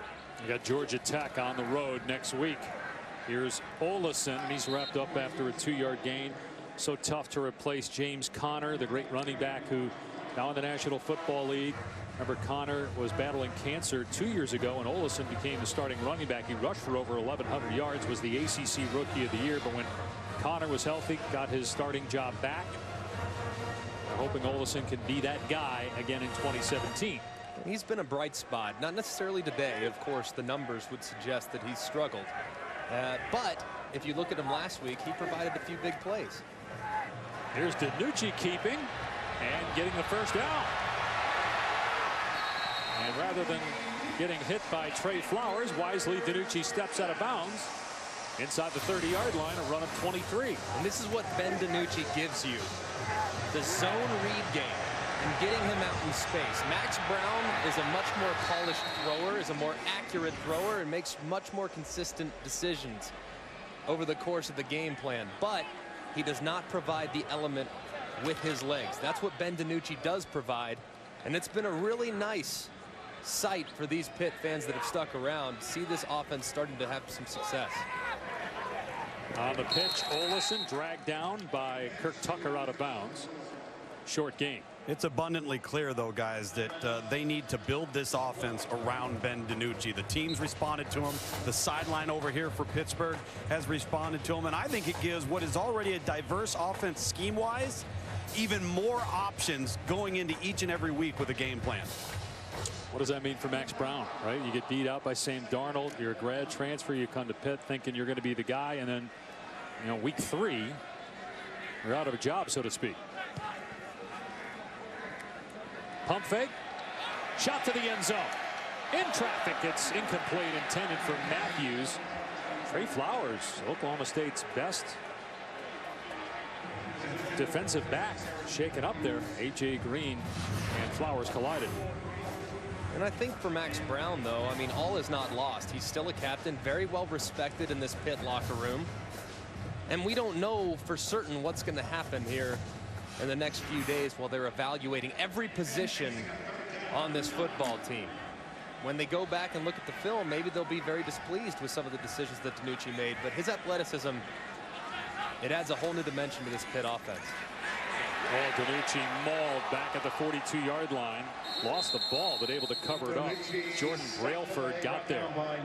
Pat Narduzzi told us yesterday that when he watched the film of last week's game, he actually wasn't as upset with Max Brown as he was in game. So you're right. We'll see when they are able to break down the film, because it clearly wasn't all Max Brown's issue. The defense couldn't get off the field that first half. Yeah, it's never as bad as it seems. It's never as good as it seems. Right now, for Pitt, it certainly doesn't feel very good. Danucci there looked like there was a miscommunication, because he was looking as though there was going to be a screen, and the offensive line kind of didn't play it correctly. But the running back wasn't really looking for the ball and started to the left. There was just a lot of problems with that offensive snap. Kleski letting that one go, and it's close. Did the ball cross the plane? No, they're going to down it inside the 1. So Rujo Jones, or Lopes down there rather, again. We're going to look at Mason Rudolph, who threw for over 400 yards and 5 touchdown passes in the first half. Pitt with a great job in punt coverage. Oklahoma State backed up inside its 1.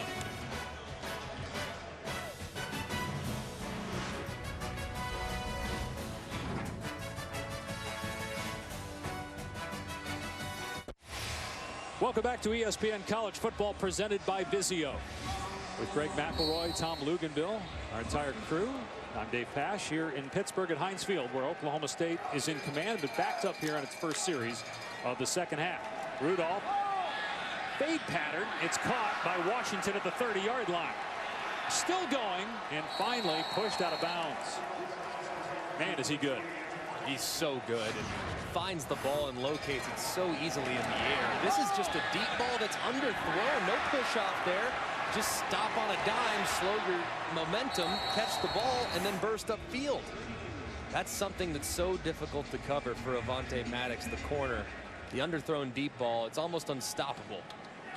100 yards receiving today, 343 receiving yards in the season for James Washington in less than 3 games. 8 men wide open as the defender Dane Jackson falls down, and it's another first down. Mason Rudolph is one of the best deep ball throwers, but for some strange reason struggled down the left sideline coming into the day. Hasn't been a problem, as we'll show you here in a second. Takes a shot there, but Washington wide open. How about the jump step by Washington that time? Looked like a running back. A jump stop there by Washington, gain of 24. See a guy that wears number 28, Adrian Peterson, do that a lot. He kind of looked like him there out in space. He is quick, man. Got an injured Panther right now. Hey, Greg, you know, Keyshawn Camp shaken up. Like we referenced, Mason Rudolph 0 for 3 coming into the day down the deep left. He has clearly made that a strong point. They've really worked the middle of the field with McCleskey. He's been almost unstoppable when getting in one-on-one situations with the safety. And then you see down the right sideline, and adding to that total with these last couple receptions to James Washington. So he can beat you anywhere on the field. There is not a throw that Mason Rudolph struggles with. Very consistent, very accurate, and he forces you as a defense, Tom, to cover the entire field. How long do you keep him in the game? I'm surprised he's in right now, to be frank. Again, Keyshawn Camp shaking up for Pittsburgh. They have 2 backups who've played a little bit this year, Taylor Cornelius and Keandre Woodtee. Greg, sorry I couldn't answer you there. We had a little technical difficulty there with my mic. You know, you referenced James Washington in the first half with how quick and strong his hands are. And, you know, from a player evaluation standpoint, which this crew does so well on this Oklahoma State sideline as a staff, that is a direct reflection of playing multiple sports. Yeah. Not overtraining year-round in one sport. The hand-eye coordination that is developed through basketball, tennis, track, football, that's what's allowed him to become a natural hand plucker of the football. And he's so strong and so quick that he can transition upfield as a result. Black belt in Taekwondo, as we mentioned as well. Pass down the seam is intercepted. The first pick thrown by Rudolph this year.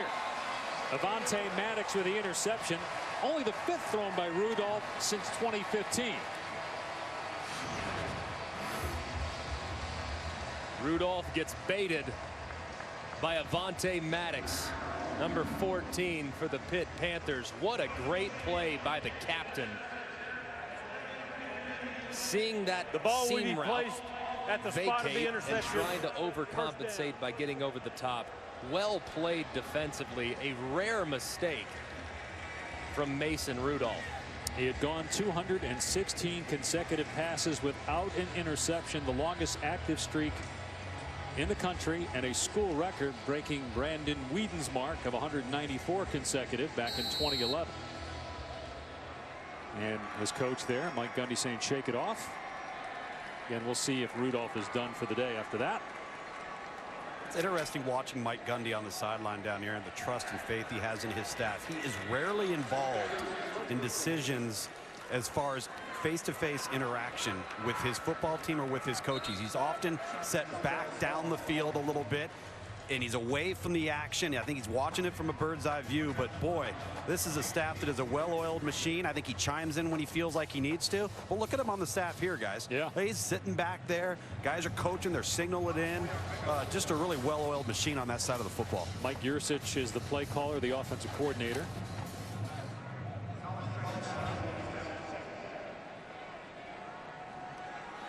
Of course, Oklahoma State on defense. Play action pass. In trouble, DiNucci, and he throws an interception that is returned for a touchdown by Justin Phillips.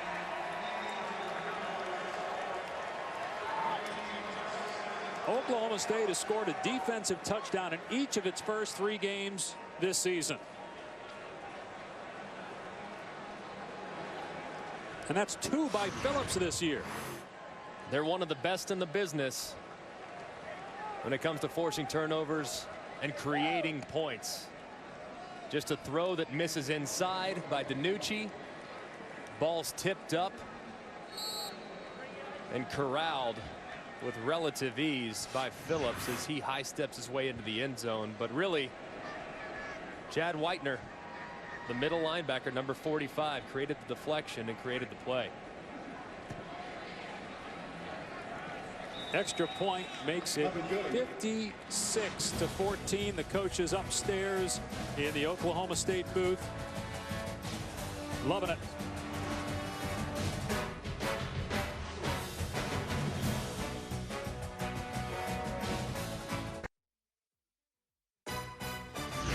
ESPN College Football, brought to you by BMW. We only make one thing, the ultimate driving machine. And Allstate, official protector of college football fans. Well, you had to think it was only a matter of time. Oklahoma State among the best nationally every year in defensive touchdowns. They had one in each of their first 2 games, and they get one on the last play. Justin Phillips' second interception returned for a touchdown this season after Mason Rudolph had just thrown his first pick this year.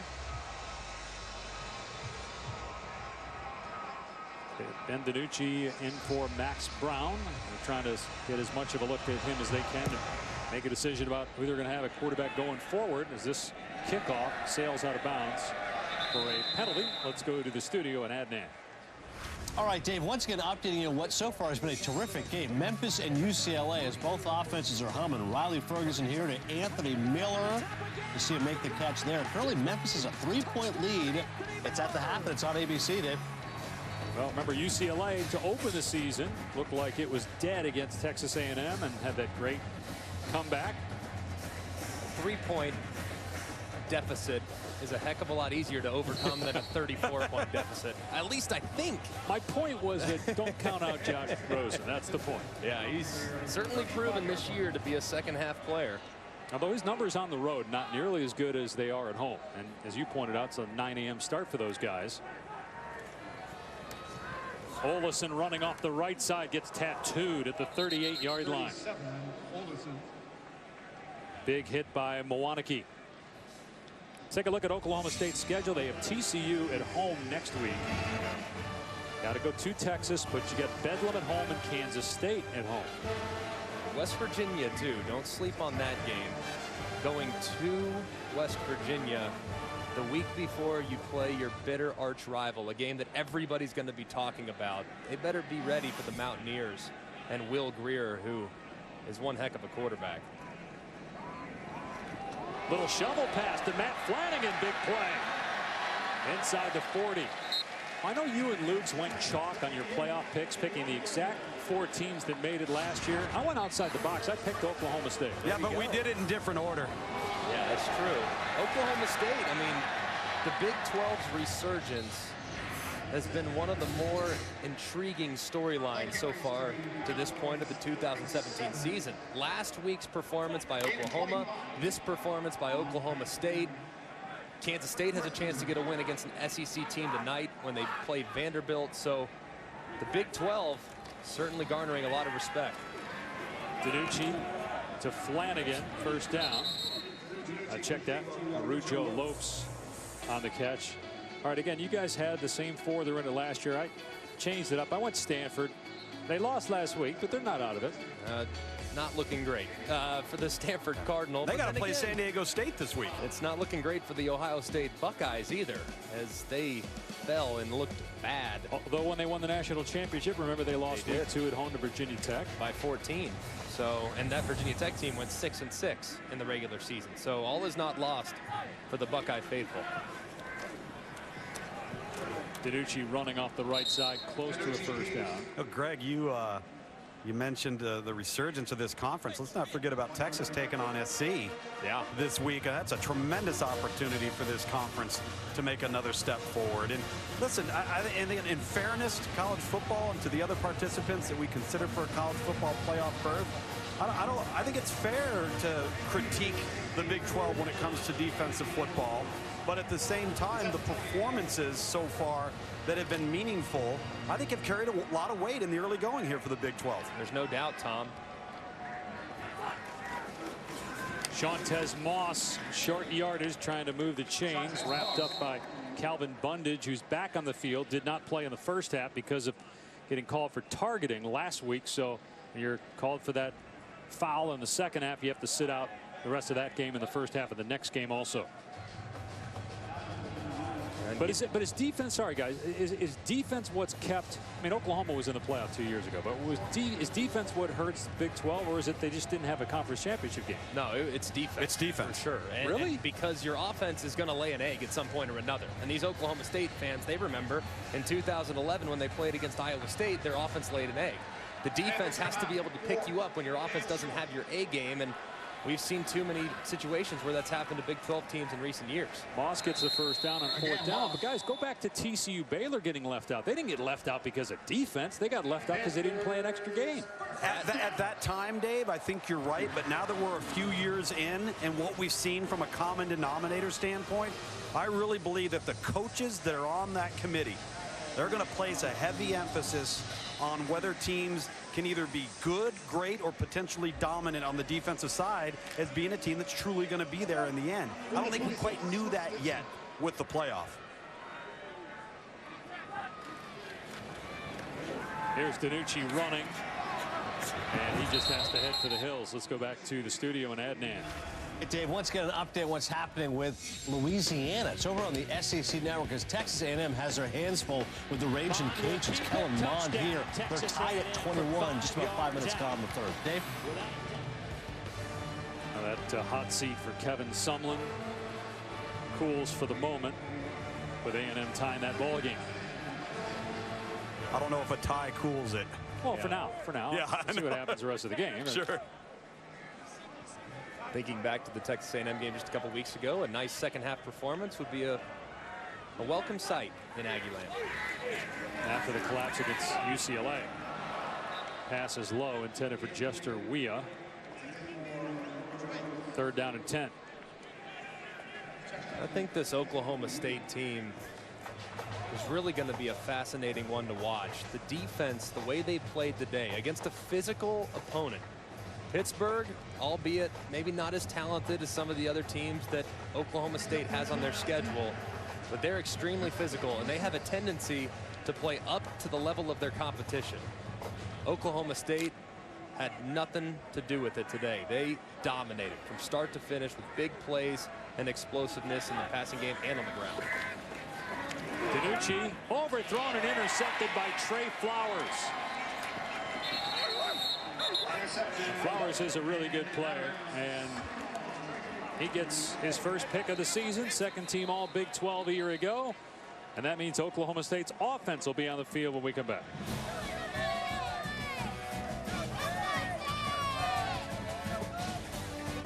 Back-to-back interceptions by Oklahoma State. This one by Trey Flowers, senior from Converse, Texas. And Mike Gundy, the head coach, didn't like how he was carrying the football there. So he stops him, says, "You're not Jadeveon Clowney. Don't stick the ball out there 10 feet away from your body." New quarterback in the game for Oklahoma State. J.D. King on the run. Taylor Cornelius is in at quarterback, a junior. First, the numbers from Mason Rudolph. What a day. What a day.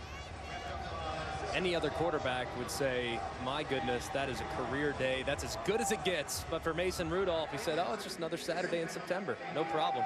1,000 yards against Pitt in 12 months. Amazing. And against one of the most respected defensive minds in college football, Pat Narduzzi. So Taylor Cornelius, who has thrown 2 passes, former walk-on who got a scholarship before this season.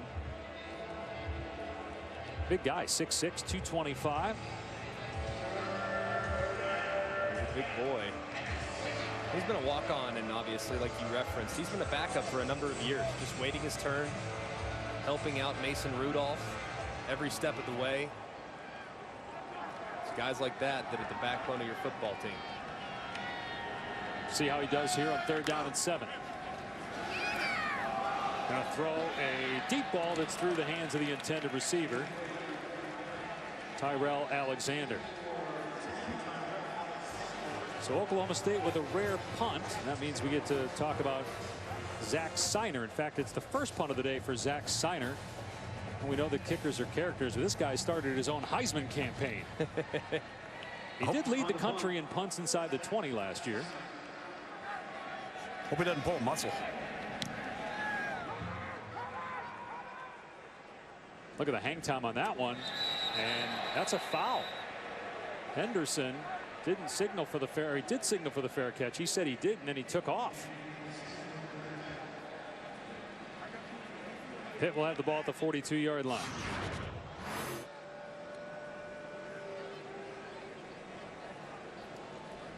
I mean, that's a fair catch signal, if it's, is it not? Goodness. More on Zach Seiner, punter, when we come back.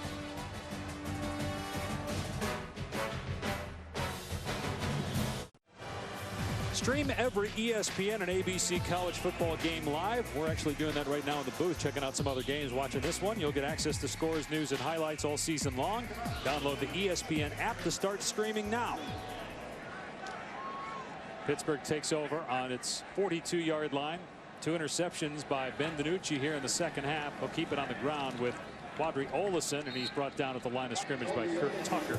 Well, you mentioned that Zach Seiner is trying to win the Heisman Trophy. Now, this is not a school-promoted thing. He did this himself. He says opponents hate him.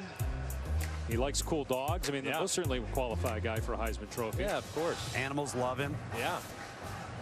But again, led the country last year. Certainly a Ray Guy candidate. Got a pseudo mullet there, too. We might have some competition there in Oklahoma between his quarterback, his wide receiver, and James Washington and Baker Mayfield. So if you're going to rank him 1 to 4 in the state of Oklahoma, he might be 4th. What do you think, Dave? I'm going to go to his website and find out more. That's going to tell me a lot more about him. And when he's even got the dance going. That looks like the website that I built in like the 3rd grade when the internet had just become a thing. I think Napoleon Dynamite built it. That was definitely built on the original iMac or something like that. So when Mark Ingram won the Heisman, you didn't come up with a website idea for him? You weren't going to start a website for him? He didn't need my help. Try to screen pass, incomplete. It's fun to tell the stories, though. And, of course, we're not necessarily the same hair as his head coach, Mike Gundy, but he does have the handlebar mustache going, which we can all get behind. Except Dave, of course, because he can't grow it.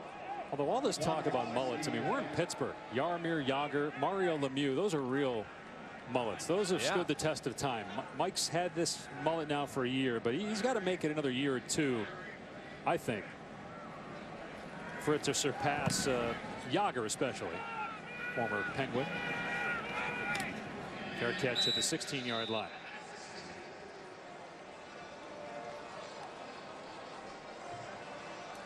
Extra Yard for Teachers Week is a week-long celebration of teachers led by the College Football Playoff Foundation through its Extra Yard for Teachers platform. Visit the College Football Playoff Foundation website at www.cfp-foundation.org to learn more about Extra Yard for Teachers Week. See how you can get involved. Teachers getting honored at halftime here at Heinz Field. What about you, Greg? You got a teacher that you recall that was a big influence on you growing up? Yeah, I believe it or not, some of my earliest memories came at Palmetto Elementary in West Hills, California, and my kindergarten teacher, Joanne Rye, who my mom is still very close with and in touch with, and still talk to her quite often. And she's just been such a supporter of me and our family, and so incredibly grateful of the influence that she had on my life. Straight ahead is J.D. King out to the 20-yard line. I'd have to go with Dr. Rick Wright at Syracuse University. Everybody that went to Syracuse knows his famous catchphrase is "Major Market, baby." Says it to everybody who comes through the school. You're going all the way to college. A professor. Well done. Well, I got to get a Syracuse mention, and somehow their football team's not going to get mentioned today. By the way, UCLA just scored to pull within 3 of Memphis. That game over on ABC. 2nd and 6. Taylor Cornelius in a quarterback.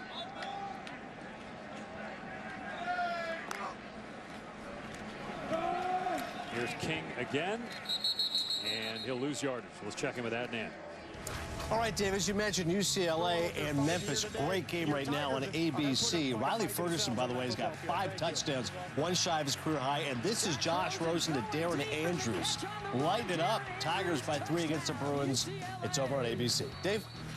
What do you guys make so far of the Pac-12? Is USC the team to beat? Is it Washington? You've got Wazoo that's ranked. And Oregon seems to be back with Willie Taggart in charge. And don't forget Washington State, too. They have USC at their place. Washington's schedule is the most manageable. But USC, with the talent they have at quarterback, obviously, and all the great things that Sam Darnold did last year, they have to be the front runner. But the Pac-12, certainly, much like the Big 12, too, they're making a statement known here in the first couple weeks of the season. They, too, though, have defensive issues. It's a fun conference to follow, though, because of all the different approaches that you see. Really not all that unlike the ACC, where you see triple option and what Clemson's doing, and you see a lot of jet sweep stuff with Pitt, and, of course, some air raid principles, too. The Pac-12 is very much like that as well. Everyone and every coach kind of does it their own way, so it's a fun league to follow, and a lot of talented football players out west. Delay a game as Mike Gundy was trying to decide whether to go for it, actually, on 4th down and 1. So he got the punter out there late. A delay of game by the offense. It's a 5-yard penalty, and it's still 4th down. Cal plays Ole Miss on ESPN. Be interesting to see if the Bears keep it up. Beat North Carolina in a 9 a.m. start for them 2 weeks ago. For the clock at 14 because of extra time came off there after the whistle blew. I still think Stanford's going to be there when it's all said and done. I still think they're going to be in the mix. They're going to be tough. There's no denying that. They're so well coached. David Shaw just continuing what Jim Harbaugh started a few years ago. Through the hands of Siner. He tried to kick it out of the end zone for a safety. He couldn't, so it's recovered for a Pitt touchdown. There goes the Heisman. Jason Pinnock with the touchdown for Pittsburgh. Hopes are dashed. Sam Walking Stick is the long snapper. A little bit high. A little bit high, but certainly catchable. Kind of a poor effort there to try to kick it out of bounds. Swing and a miss, if you will. Easiest touchdown that Pitt will score all year.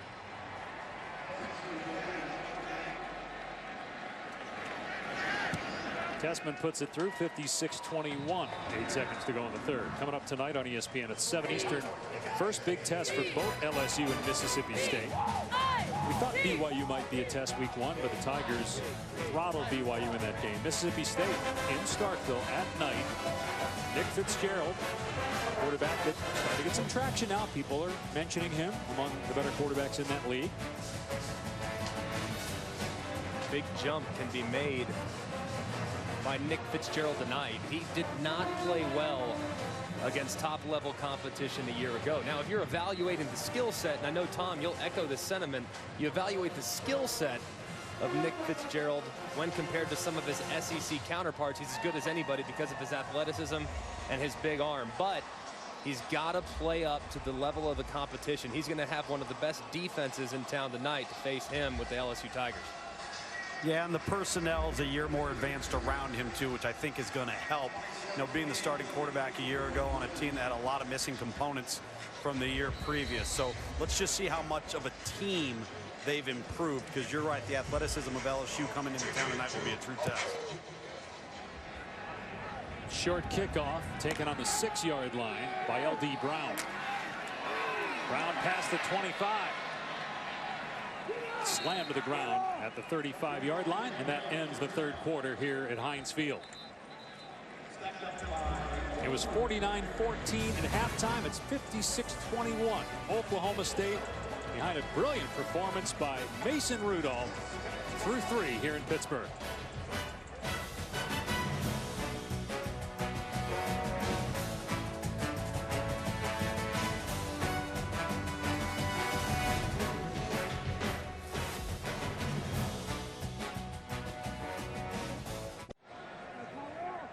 ESPN College Football presented by Vizio. Oklahoma State starting the fourth quarter with a run play. True freshman J.D. King picks up 2 yards. Well, the first half damage by Oklahoma State was done through the air and on the ground with Justice Hill, but really the balance in terms of Rudolph's targets. You have an All-American in James Washington. Okay, you can limit his production for a little bit. What about the other 4 or 5 guys that are in the rotation? Oklahoma State has so much depth and versatility with their wideouts. Tough to stop. Right on cue. Great catch, and that's by Wallace, who doesn't get a lot of reps. Keep in mind, too, Tyron Johnson is not here, a transfer from LSU, who sat out last year. Mike Gundy said he's going to address that after the game, so I don't know if it's a suspension, and if so, if it's a short one or a long one, but that's one of the key targets for Mason Rudolph.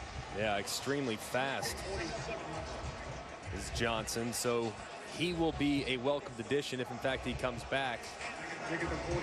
But this group, and especially James Washington and Jalen McCleskey, those guys have played so much football. They put so much stress on the defense. Good penetration by Pittsburgh that time, as Patrick Jones the second was in the backfield. Take down the ball carrier J.D. King. Mason Rudolph, too, giving him a lot of credit for what he did today. Obviously, the stats jump off the page, but the way he spreads it around. I mean, coming into this game, there were 7 different receivers that had at least 5 receptions. You have 4 more to add to that total today. He spreads it around, and if you're hot, he'll find you.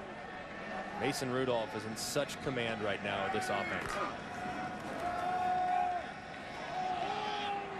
Cornelius going downfield. What a catch by Wallace with one hand. Freshman from Texas. Again, he's like 6 or 7 on the depth chart. 42 yards. Wow. And a great throw. How about the throw by Cornelius up the field? Rudolph's fired up. As a starter, I'm telling you, there's nothing that makes you happier than seeing your backup go in and play well. When you're leading by 40 points, right? Not when you're down and you've been benched. I presume it's a little different. Yeah, in the case of Max Brown, it's a little bit different. But for Mason Rudolph, obviously, Cornelius, his backup for the last few years, has been so supportive of Mason Rudolph. So seeing that young man out there on the field, the former walk-on, throwing it accurately down the field, it has to tickle Mason Rudolph's heart, that's for sure. Rudolph, a great leader, according to the coaches. You see the last 7 quarters against Pittsburgh. He was homeschooled for a good part of his life growing up. You know who also was homeschooled? Who's in the Hall of Fame now, the Pro Football Hall of Fame? Jason Taylor. There's J.D. King picking up the first down, 1st and goal. I did not know that. I would have gotten no work done being homeschooled. They'd have had to keep you handcuffed to a desk. Yeah. Are you saying your mind would have wandered just ever so slightly? I may have found a few other things to do. I think his body would have wandered. Tim Tebow, another player that had a lot of success in college, that was a homeschool kid growing up. And a number of guys that have had success at this level. J.D. King on 1st down to the 5-yard line.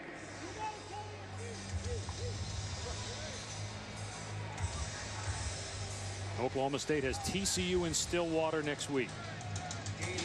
And their toughest games, at least on paper right now, are at home with TCU, Oklahoma, Kansas State. And TCU was kind of a dark horse pick for a lot of people that have watched the Big 12 closely. Gary Patterson has a veteran team. It's a little young in a few different spots last year and inconsistent at quarterback, but I think they feel good about where they're at right now. King down to about the 2 to bring up 3rd and goal. Saline Brightwell on the tackle. TCU's had to set the reset button a little bit. If you remember, Dave, we had them a couple of years ago before Greg joined us, and it was a team that was decimated by injuries. They were inexperienced, and even Trevon Boykin, as good as he was, it was difficult for them to overcome some of the deficiencies. They seem to have retooled now a little bit and back in the mix. I think Gary Patterson, one of the best coaches in the country. Pass play, incomplete. You know, Wallace had it broken up that time by the defender, Dane Jackson. Still running that offense. I think if you're Oklahoma State, though, you gotta kick the field goal here. I think he's got too much respect for Pat Narduzzi, even though he wants to get his backup quarterback work to go for it on 4th down, leading by 35. No, definitely, absolutely. Kick it back the pit. And keep watching some of your younger defensive players. See what they do with an opportunity to play in an NFL stadium. Matt Amendola, who's from Pennsylvania. A homecoming here. Penalty marker down. Delay of game on the offense. It's a 5-yard penalty, and it's still 4th down. It's actually not a bad place to have it because you got that weird angle when you're in that close. Right. Back it up 5 more yards. Yeah, don't remind Pitt fans of that. They had an attempt with Kessman on the right, pretty close to where they're at right now, that went doink right off the right upright. Sometimes backing it up does help just a little bit with the angle.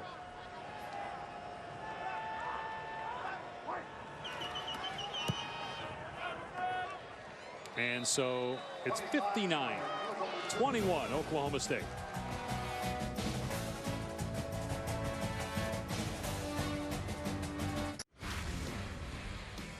I'm Adnan Burke back in our college football studios, updating you on the game of the day. UCLA and Memphis. Josh Rosen, his first interception of the season. He gets picked off, and it's going to be a pick 6 for Memphis. The Tigers currently leading it, although the Bruins have just scored moments ago. This game is over on ABC. UCLA counters. It's 41-38 right now. Memphis. Wild, Dave. Though laid across the middle, Adnan. That's what Rosen did there for that pick 6. Here's Henderson on the return for Pitt. And he's out of bounds short of the 20.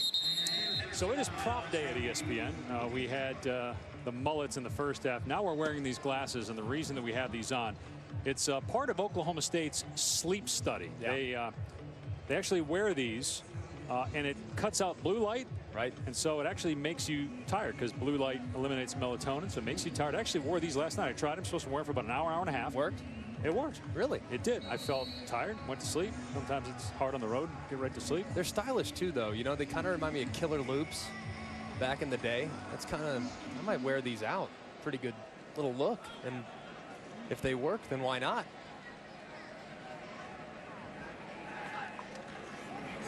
Here's French on an end around for Pitt. Out of bounds near the 25. Tom Luganbill has more. Oh, Tom already wore his. He's now to the second phase, the mask, if you will. Yeah, some people based on Luganbill's mentions on Twitter think that's how he watches football. Tom.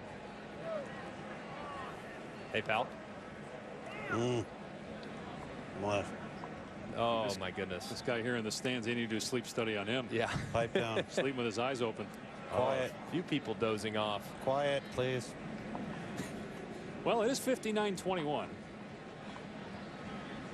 But the data is really good. And in Oklahoma State, we talked with Mike Gundy about the sleep study. And they bought in. All the players are doing it. And they actually have a device they can put under the mattress that will tell the players, after wearing the glasses and then wearing the mask, how much sleep a night they're actually getting and how much they need. Wow. Not everybody needs 8 hours. Some need less. A lot of coaches live on 4 or 5. Yeah. It's fascinating the amount of research that you have available to you. I mean, just to get just a slight edge. I mean, evaluating the sleep study. It's amazing the investment that these programs make in their players and the amount of time they put into each individual to make sure that they're maximizing their physical ability. It's really nice to see as a former player, seeing all the access to information that you have as a player now to make sure that you're the best player you can be on Saturday. Maurice French was shaken up for Pittsburgh. I think we've lost Luke's for the day. Moss close to the first down. Well, you would have if you guys would have spoken a little quieter. One could argue that we lost Luke's 3 quarters ago. I'm back. You're back? Yeah, you're wearing the blue blockers. I'm wearing the dark shades. There you go. Killer loops. I love it. Don't think I'd even catch that, Greg. You remember when Latimer was rocking those killer loops in the movie The Program? Absolutely, dude. This guy's back awake, too. He's awake. Somebody yelled at him. There you go. He got a text message. Inside 9 minutes to go here in Pittsburgh. Oklahoma State going to 3-0. Pitt going to drop to 1-2. And it's Arujo Lopes again getting the first down on that end around. He's getting a lot of touches. Checking in with him. He's still asleep. Steven Spielberg. She's out like a light. I mean, it's 3 in the afternoon. It's not like this is a night game and it's closing in on midnight.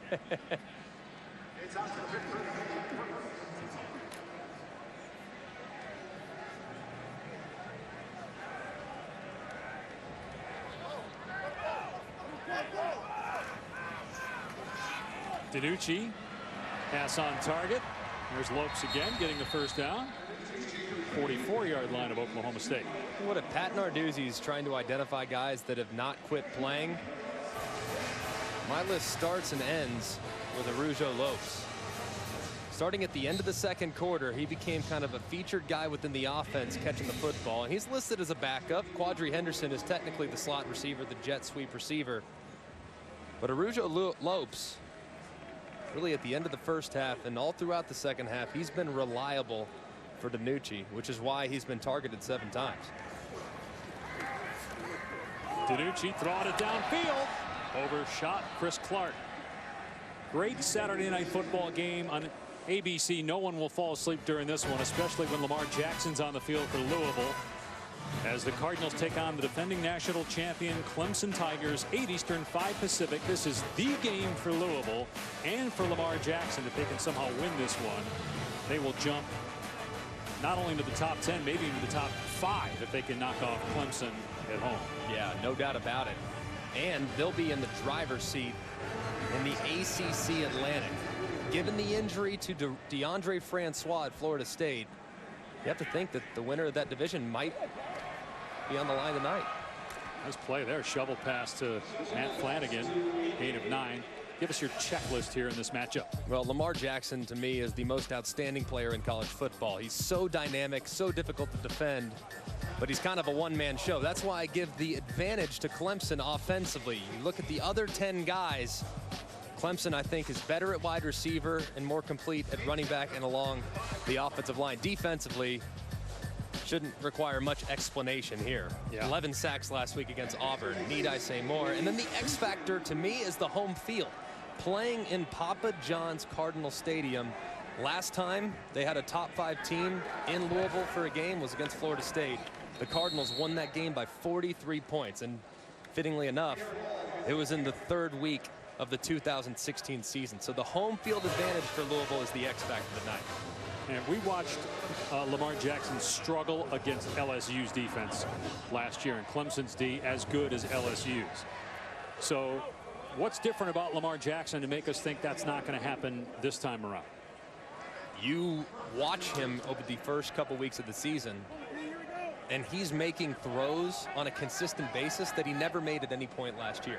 Down the field, post routes, getting through his progressions, and settling his feet so he can be consistent in the passing game. That's the difference. Moss on the cutback, gains a yard. Adnan Burke in the studio. All right, Dave, another update here for you. Busy day of college football, including for Northern Illinois. Who's expecting this against Nebraska? Jordan Huff, a 2-yard touchdown run. As ready, they have a 4-point lead against the Cornhuskers, 5.5 to go. And coming up next, we've got Boston College facing Notre Dame. The Irish trying to bounce back after that tough loss against Georgia. Dave? We were talking earlier, too, Adnan, about Kevin Sumlin and how hot that seat is. What about Brian Kelly if Notre Dame were to fall to Boston College? They lost last week at home. Granted, it was against Georgia. As Moss picks up a couple yards. What about Jim Mora at UCLA? You have a potential top 5 pick, top 3 pick, maybe the best arm in college football.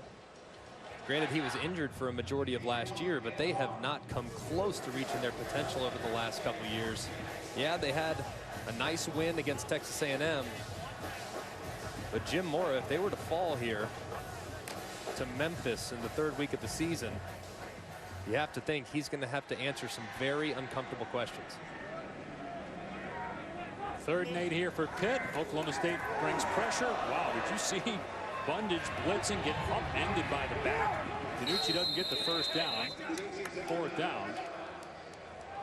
Nice pickup by Moss here. Wow.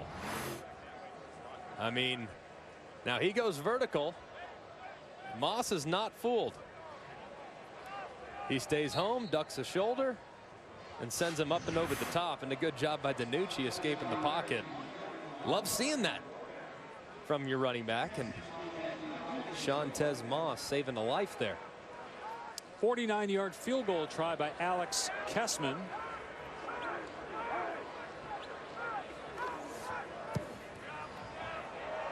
And it's no good, wide to the right. So it remains 59-21 Oklahoma State, 4.5 to go.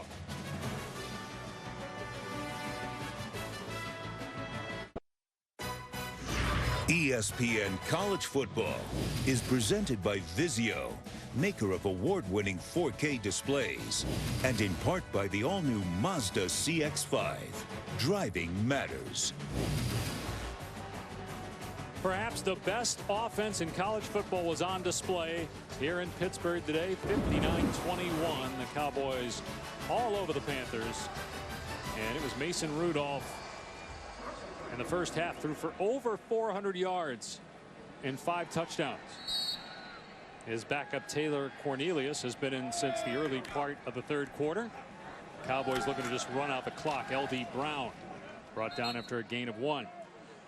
Our Week 2 Monday Night Football game is an intriguing one. Matt Stafford and the Lions coming off a win. Stafford was great in the second half last week of their game, taking on the Giants, who need a win. Odell Beckham talking about his injury this week. Coverage starts the Monday Night Countdown, served by Applebee 6 Eastern. Game also available in Spanish on ESPN2. Matt Stafford just re-signing. 6 years, $1 billion. Handsomely paid is the Scott from Highland Park, Texas. But if you got a guy that is a franchise quarterback, and he is, you do every it, penny. Yeah, you do whatever it takes to keep him. There's so many bad quarterbacks right now in the NFL. The beauty of it is, and he's a good one. As good as Matt Stafford is, he's the 2nd best player in his graduating class coming out of high school. Number 1 would be Clayton Kershaw. Highland Park, Texas. Graduated the same year, class of 2006. Pretty good. Shout out to the Dallas-Fort Worth area. Was that your last year as well? That was my last year. Yeah, fall of 2005. I want to know who won, Dragons or Scots? We would have beat the Scots pretty good. Yeah. They were 4A. We were 5A. Come on, man. Texas high school football is pretty good, though. I did strike out against Kershaw on 3 pitches. Really? Yeah. What a shocker. I don't feel as bad now, looking back on it 12 years later. Yeah, he's done okay for himself. Wide open is Britton Abbott inside the 40-yard line before he's brought down by Campbell. Gain of 28. Although your Dodgers may be in a little trouble. Turning it around as we speak. Right now playing in D.C. against a very good Washington National team. Won last night, winning right now. We were taking a look at PNC Park as we were driving in today. It's such a beautiful facility. Both these venues are outstanding. They've been around now for 16 years, but still 2 of the best in their respective sports. L.D. Brown getting the call. Penalty marker is down in the backfield. Take a look at this week's rankings brought to you by Chick-fil-A. So Alabama's on ESPN2 tonight at home against Colorado State. You would think Oklahoma would roll. USC at home against Texas. That game's interesting. That SC Texas game. Now I know Texas laid an egg in their first game against Maryland, and it was ugly. But they really looked a lot better last week. And Tom Herman, as an underdog, he's been an underdog 11 times in the last few years. He is 11-0 as an underdog, both as the OC at Ohio State and as the head coach at Houston. So he knows how to play that card, go into a game with a huge chip on his shoulder. I'd be surprised if Texas didn't play well tonight. What about that Wisconsin-BYU game? It's coming up in about 15 minutes over on ABC. Road game. It's unusual for Wisconsin to go that far to play a non-conference game. Playing at altitude is always difficult, but I haven't seen anything from BYU over the last couple weeks. And they played in week 0 too. Remember, against Portland State and scored 20. Yeah. Scored 13 last week against Utah. Got shut out. Didn't cross the 50 against LSU. I don't think BYU is going to find the magic offensive sauce against a very tough Badger defense. They've surprisingly struggled, Greg. I expected them, with Tanner Mangum coming back and his experience, to be a better offensive football team than they showed in the first couple of weeks. I would agree. A lot of experience back and just haven't had a whole lot of explosiveness. Final minute here in Pittsburgh. It's been all Oklahoma State since the get-go. L.D. Brown tackle behind the line of scrimmage. Oklahoma State will have to snap it one more time. This is an impressive performance by the Cowboys. Mike Gundy, 9th 3-0 start in 13 seasons, and they're home to TCU next week. We'll really find out about them next week, you think, but man, they just have so many weapons offensively. I think we'll learn more about the defense in the coming weeks. Yeah, we will. I'll tell you what, though, through 3 weeks, I've been very impressed. Very, very impressed. And I know that this game got out of hand early, but this Pitt football team, this is a proud football team. They went on the road at Penn State last week and played their hearts out. There's not enough left in the tank to take on a high-octane offense like the Cowboys sported today. Pitt falls to 1-2. Oklahoma State improves to 3-0. They throw for almost 500 yards and finish with 697 total yards. College football scoreboard is coming up, plus BC and Notre Dame. For Greg McElroy, Tom Luganbill, I'm Dave Pasch. 59-21 the final from Pittsburgh, the studio, after this commercial.